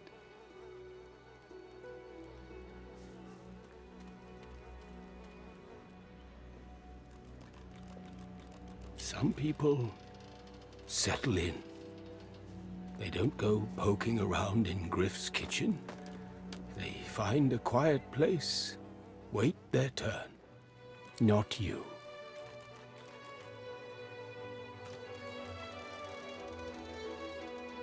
Smart. In this case, I think we help each other. Griff tells you, does he not? I take his supplies, but I don't take what he thinks. I do not have his oranges. I do not even see them. I tell you what I know. But first, I want to make a trade. I know a way out. I show you. And you help me out of here. I cannot die in this cage. Trust is all we have here. I do not counterfeit. I have honor. Finally, progress.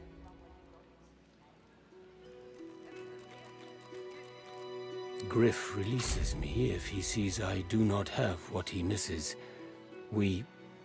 You must find who steals them. After I am free, you are free.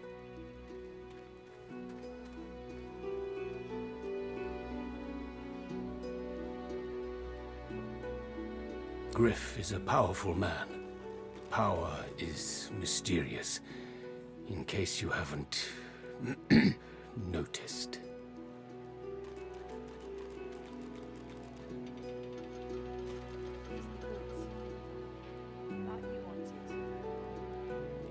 I see no one. In fact, I only hear the sound of Griff clearing his throat. You know how he does? Like so. For some time, I think Griff takes his own supplies. But I see the anger in him that he does not find it. He truly does not find what he seeks. I intend no harm. I want only some provisions. A bit of bread, a potato or two. Nothing Griff should be loath to give. I need to escape, and I have people to consider. You understand. Thank you. And hurry.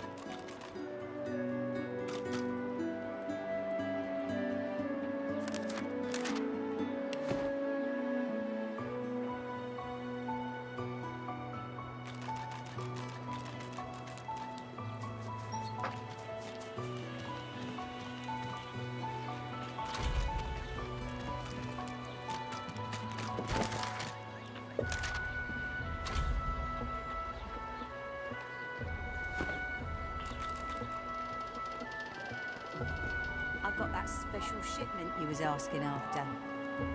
Give it, Dave, will you?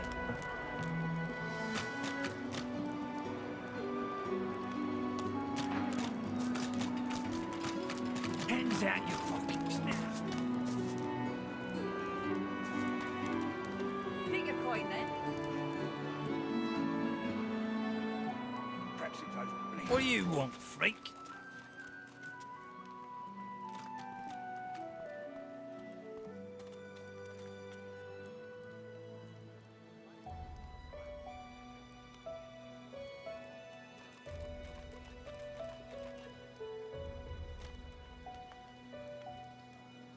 If Boss trusts you to find something for him, you better not disappoint him.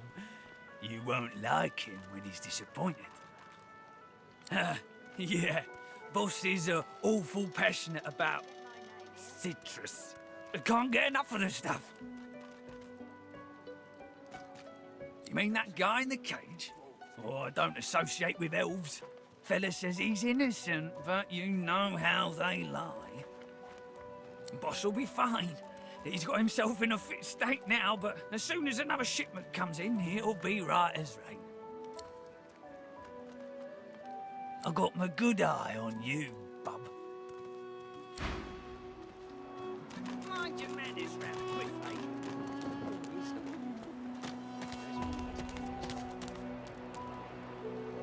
Take your coin then.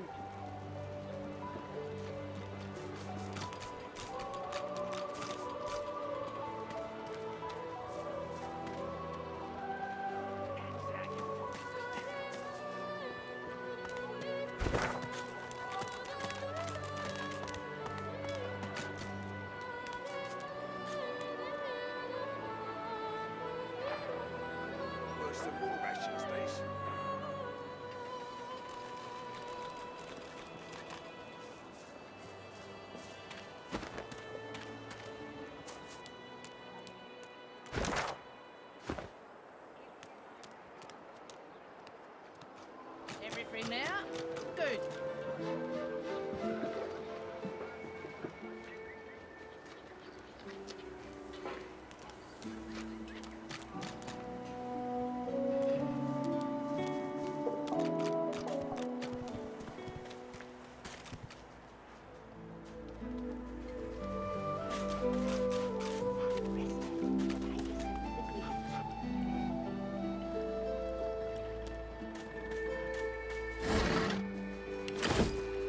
The old dog whimpers sadly, sniffing your...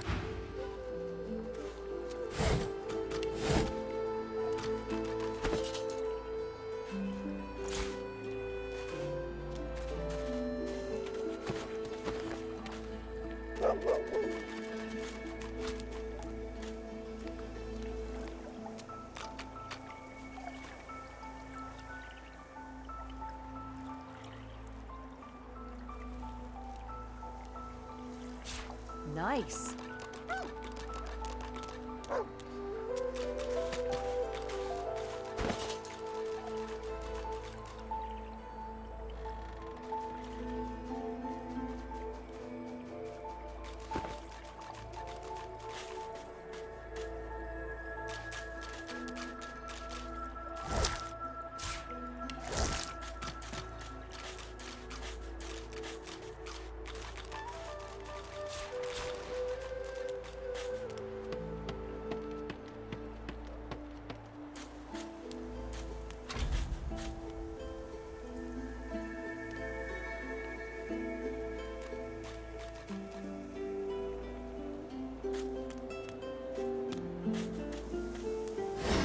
Looks like the crate I'm after.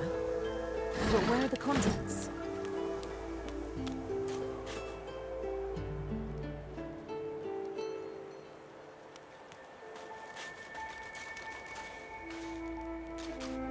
Huh?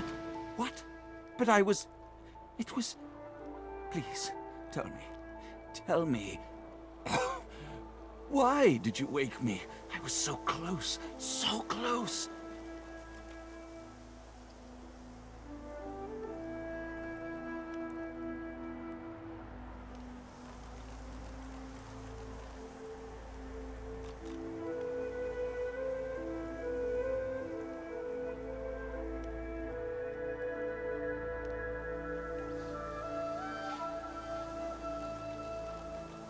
Hmm? I am Stingtail. Who is asking?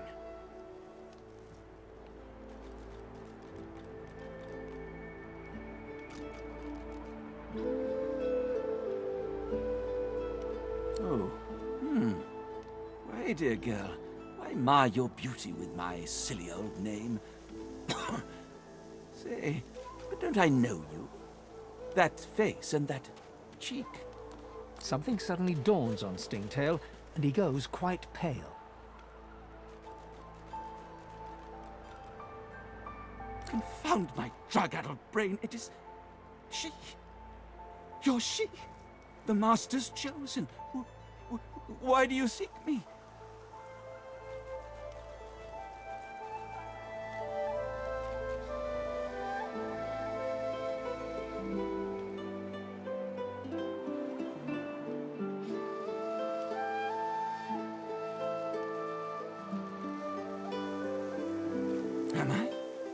Am I being stupid? Think, Stingtail, think. The scar. That is why you seek me. I was made to weave it. They forced my hand. I never had a wish to blemish you, enslave you.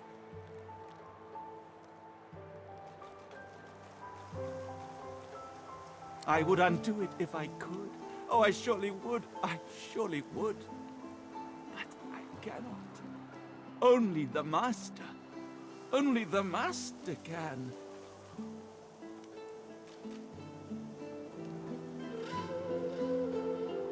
I can't. I swear, oh merciful lady, I swear. Only the Master can. But no one finds the Master. No one ever finds the Master. Stingtail writhes in your grip as he gapes at you with fear-smothered eyes, his voice a pitiful wheeze through his tightened throat.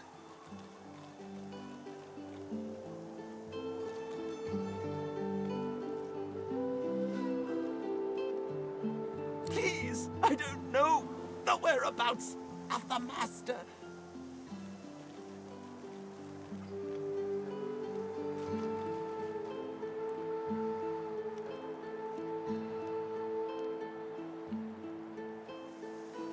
He winces and moans. Tears stream down his shivering face, but he doesn't speak a word.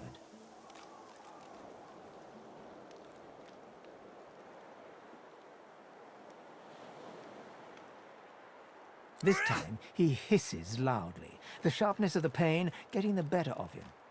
No, stop! The wolves! The lone wolves! They may know about the Master.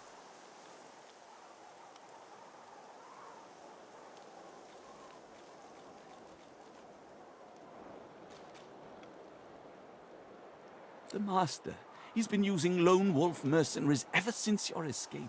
You vanished, so he needed others to do his bidding. They may know where he is. Lone wolves need to be paid in person. They may know where he is.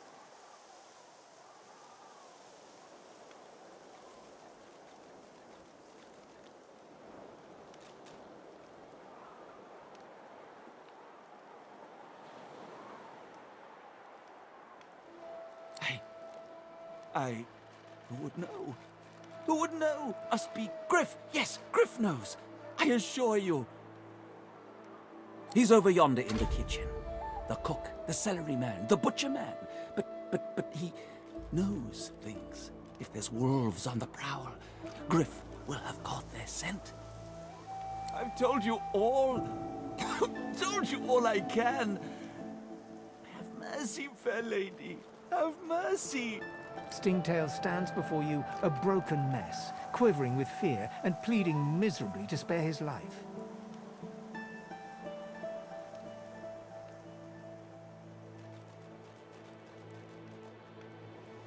You cut him open with a heart-pounding gusto. Stingtail's organs are birthed through the gaping wound and land with a wet splash. His dead eyes stare at you in disbelief for the briefest of moments. Then his legs give way and he drops to the ground.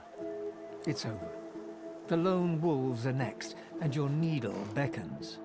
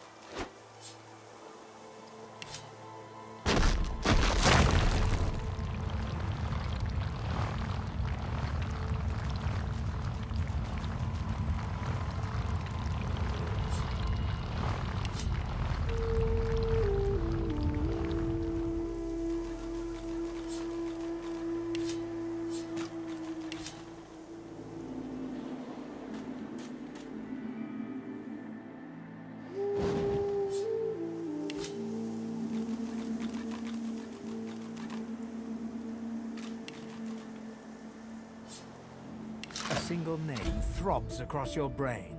Verdas, Verdas, Verdas. He must escape. He cannot die here. He cannot.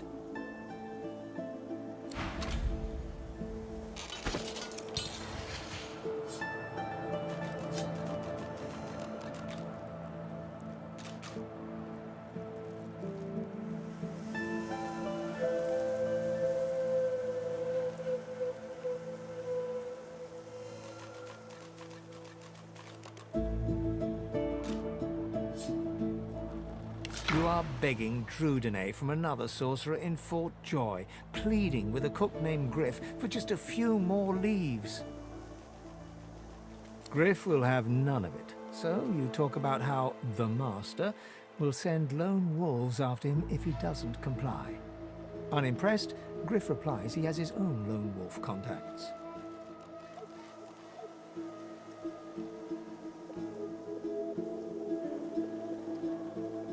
The Master.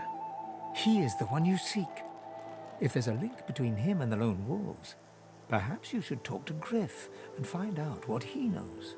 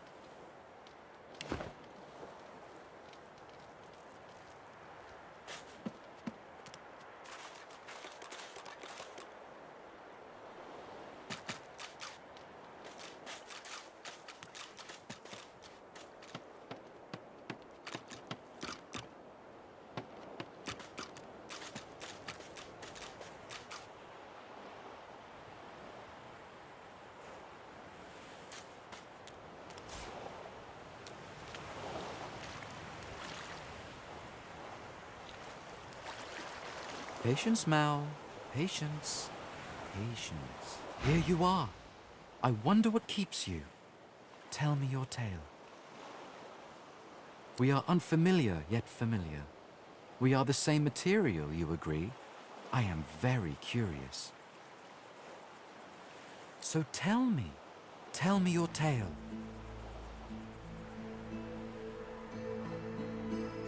Start from the beginning. Start from where you come.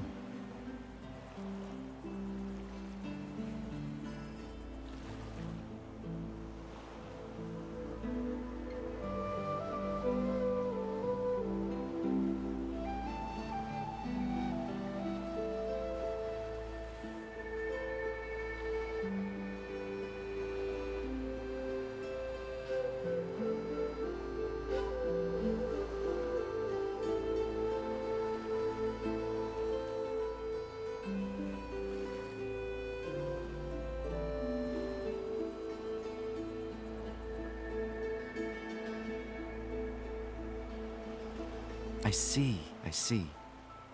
Now tell me more. Tell me what you do. Tell me what you find. I understand.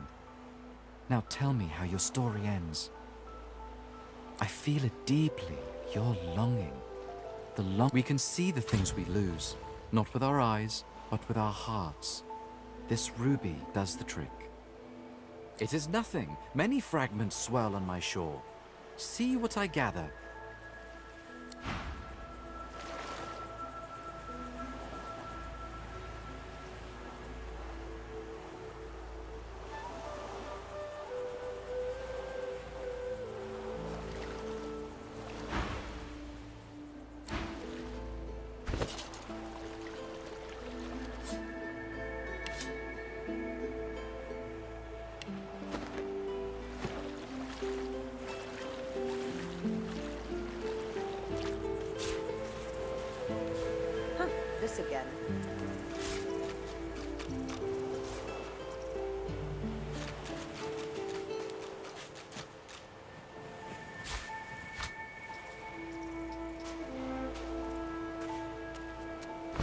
rubbish.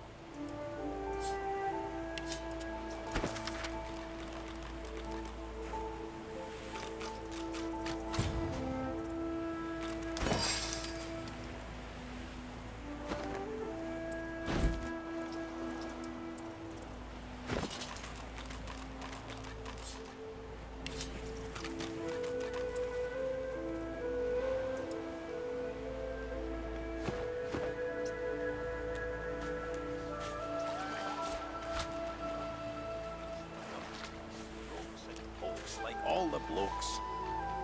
He say he'll touch it all day long.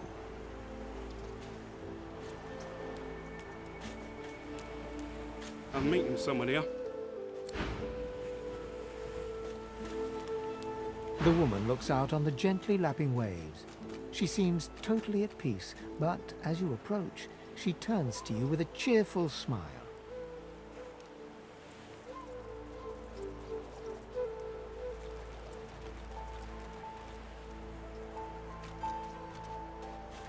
Haven't seen you around here before. New?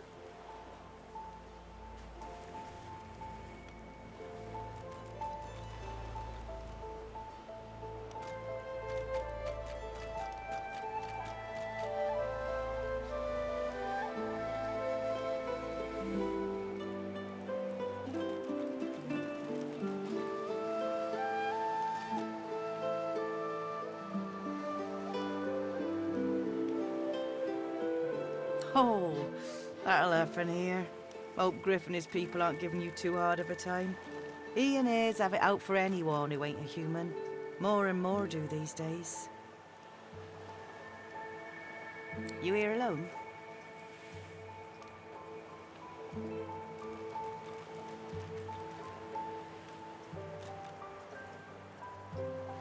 She gives you a long look.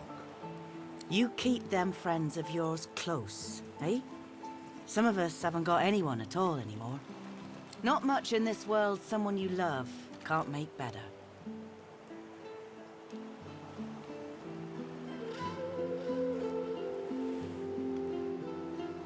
Used to be I had a family. A husband and a little boy. We were healers. Source was in our blood. Then they brought us here. I couldn't stop them from taking my boys from me when they did. Reckon they were cured. Maybe even released. Don't know why the Reds didn't take me too. Now I'm just waiting for them to call my name. Waiting and remembering. Her eyes sparkle.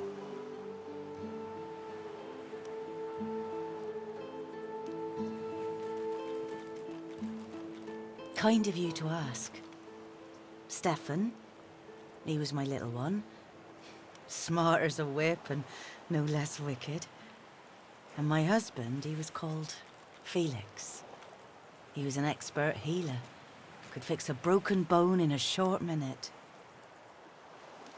She talks for some time about birthdays, about Felix's prickly beard, about the skunk Stefan once dragged home for a pet.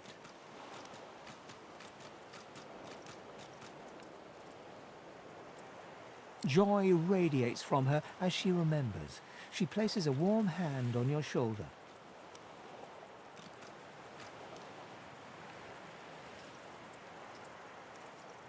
What a gift to think of them. I'd like to give something to you too. A family recipe. One of Felix's best. He'd be happy to know it went to such a warm soul. Take care of yourself. You hear? You're a sweet one.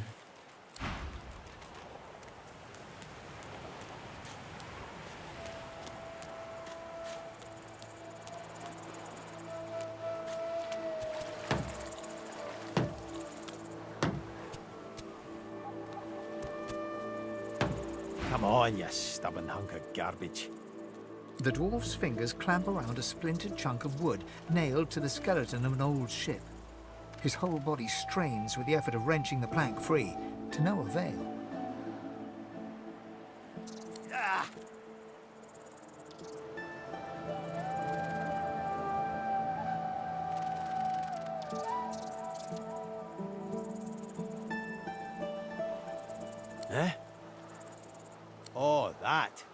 Won't be my first or last roll on a lost boat. Reckon I might have had a harder time of it without your help, though. Bravery on the high seas is rewarded tenfold in the hall, you know.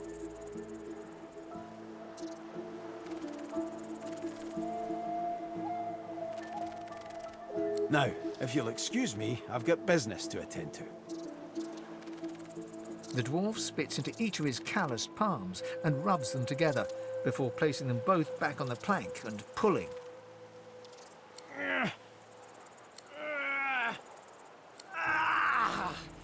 Bleeding nail must be charmed or something. Yeah. Go on then. Why don't you give it a shot?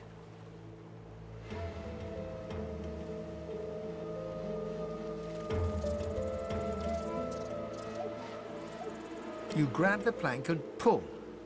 The rusted nail pops loose, and the plank promptly crumbles to pieces in your hand. Oh, look at that. Nice of you to finish the job after I loosened her up. He winks and flips a gold coin toward you. It makes a long, high arc, glinting in the sun, and lands squarely in your hand. For your trouble. No, but I'd hoped to build something with it that would be worth 1,000. It were a fool's errand thinking I could make something out of this heap, but I couldn't help myself from trying. He sucks a finger and holds it up to the wind, testing the breeze. Winds like these, she would have capsized before she reached the break. Well, on to plan B. He gives you a wry look, as though deciding whether to trust you.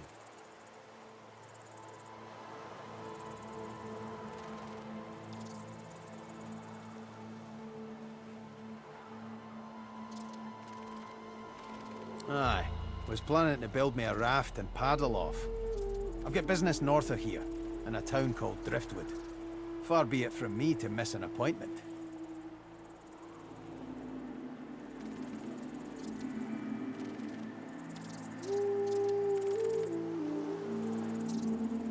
Maybe you don't. He stands before you and pokes you in the side, seizes your shoulder with a great, strong hand. There's something of you, you know? You don't have to accept your fate on this bloody island. You can leave here, get on with your life.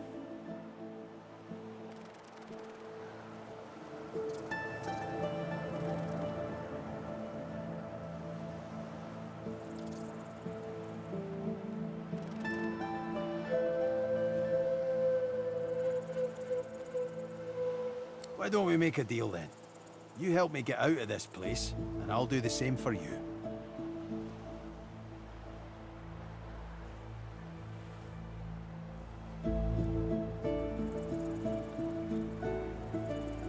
Happy to trundle around with a group of amateurs at your heels, are you?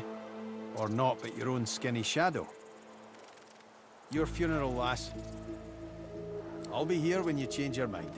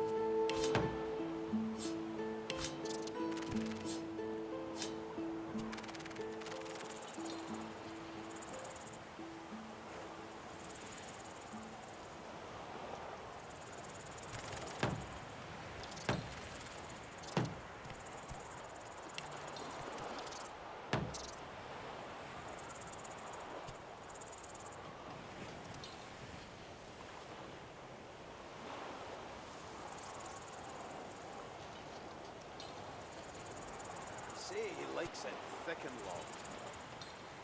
Combs it out all dilly eye day.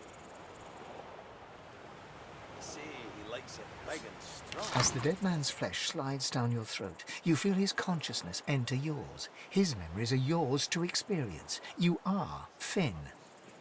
Your heart is heavy. You know too much. It's all too much. You met him. A bright light blinds you, then fades.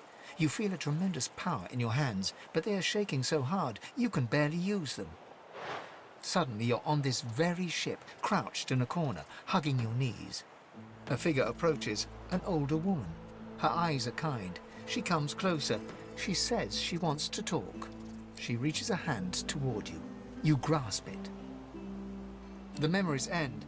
You are no longer Finn. You return to yourself with a jolt.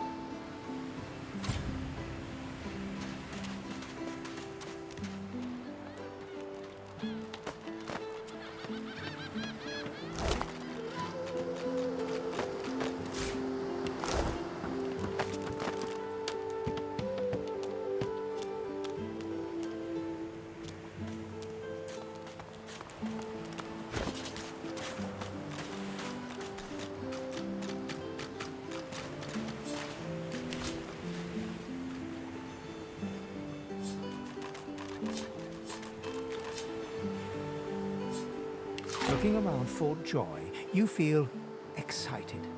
A new environment to explore, new people to meet, new challenges to overcome. Who knows what could happen here?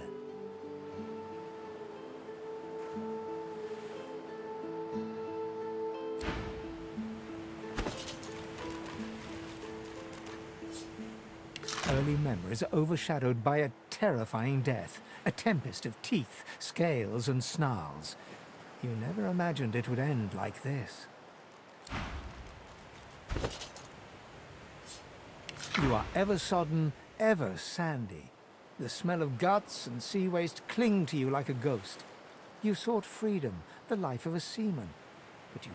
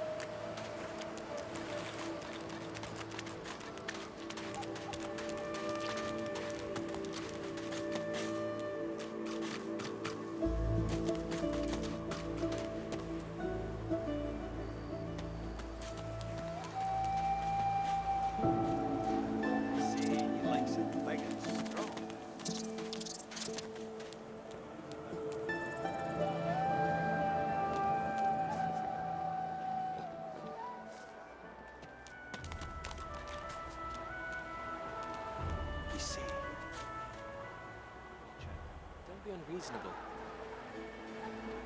Better even to puke yourself to death than get purged, don't you think? You should be happy for greed. What did you say?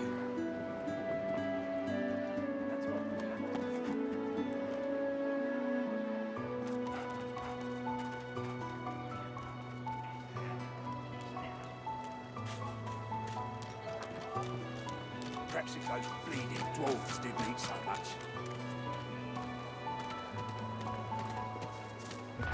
Leave him be. Don't make me say it again. Listen, I can help you. Shut up, Elf. Everything there? Good. Ain't fit for beasts. Griff glances from his blade to you and back again.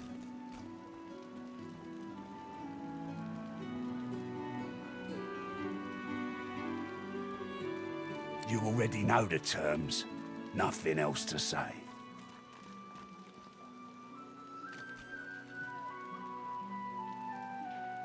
Griff tears into one of the oranges with both hands. Juice squirts through his hands as he desperately rips through the rind. Looks like everything's accounted for. Now the important question. Who's the thief? He raises an eyebrow.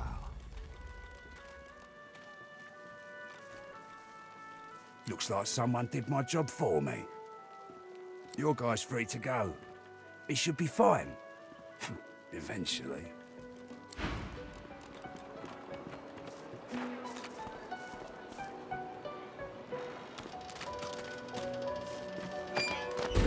Ain't fit for beasts. Ah, you're back. Oh, it's so good to see you, mate. You look... You know who you look like? The moon. I bet you hear that all the time, don't you?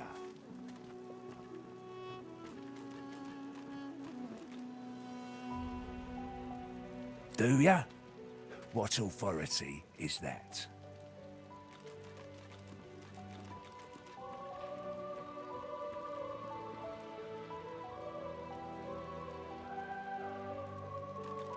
Taking a druggie's word for gospel, are ya? Makes me chuckle, that. Anyway, lone wolves, you said.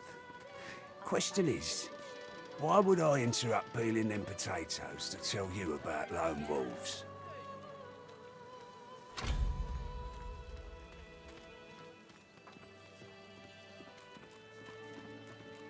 He recoils from you slightly, but then his face contorts in fury.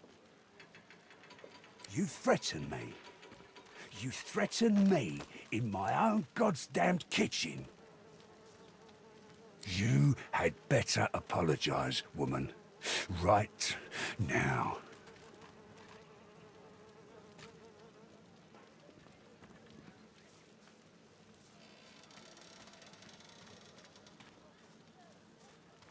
I've got that special shipment you was asking after.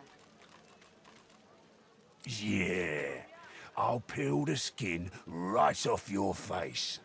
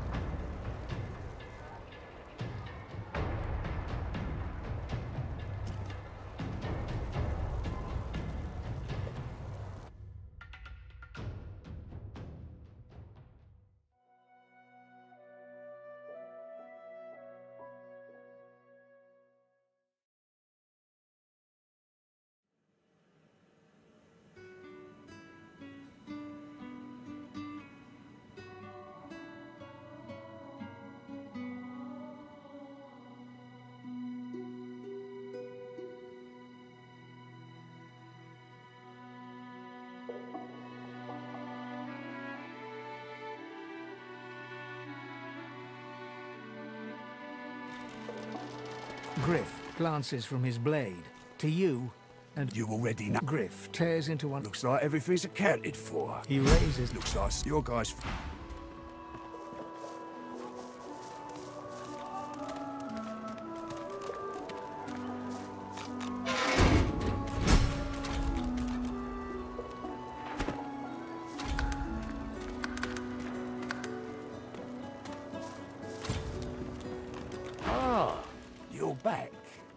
Do ya? What authority is that?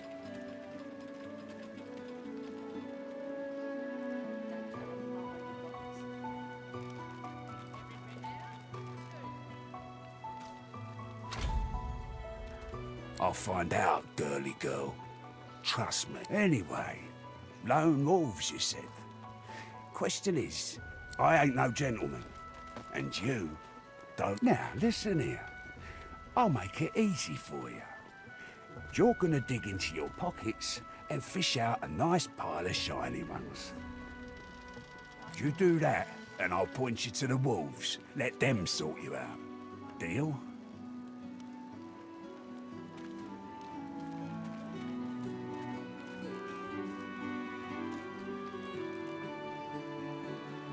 Griff counts your coins with greedy fingers. Should have asked for double that amount, really. Now then, lone wolves. Yeah, I know of one. Fella with the fetching name of Zaliskar. Magisters think they're running a tight ship, but their boat's as leaky as an old goat's nipples. Money goes out, contraband comes in, and it's Zaliskars who's doing the moving.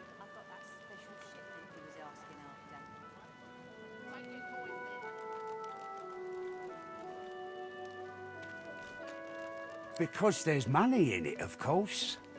Creature comforts don't come cheap in here under the watchful eyes of the Magisters. Zaliskar himself, though, the Magisters can't see him.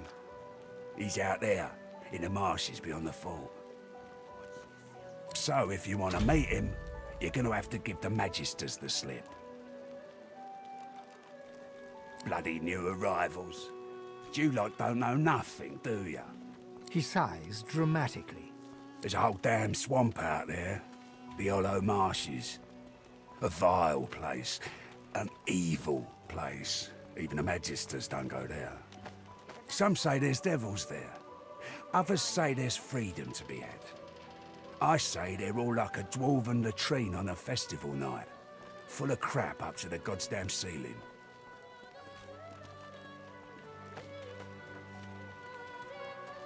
Sure thing, Toots. I told you all I know. Not sure. Have a look. Sure. Have a look.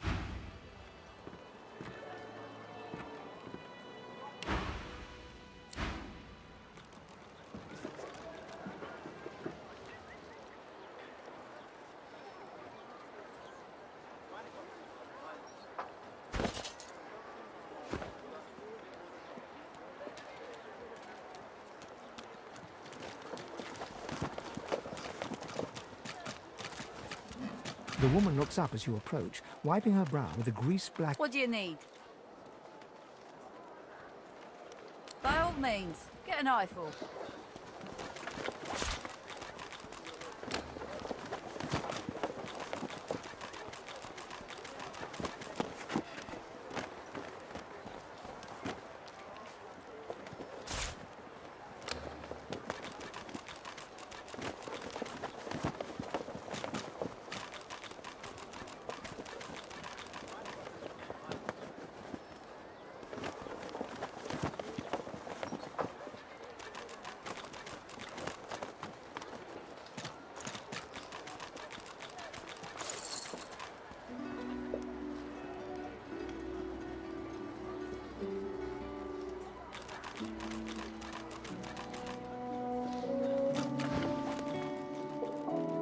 The hammer got you curious. Yeah, funny name.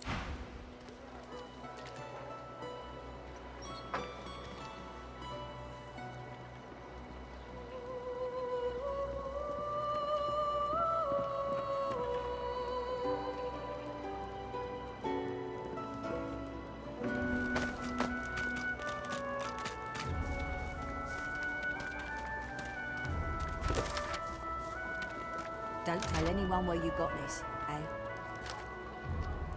Keep it down, will ya? Perhaps if those bleeding dwarves didn't eat so much.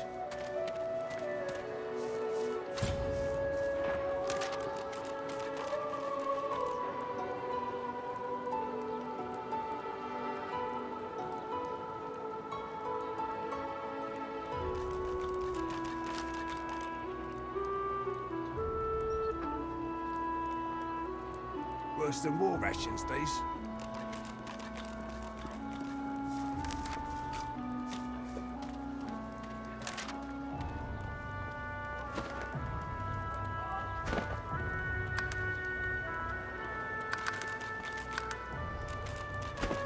I got that special shipment he was asking after.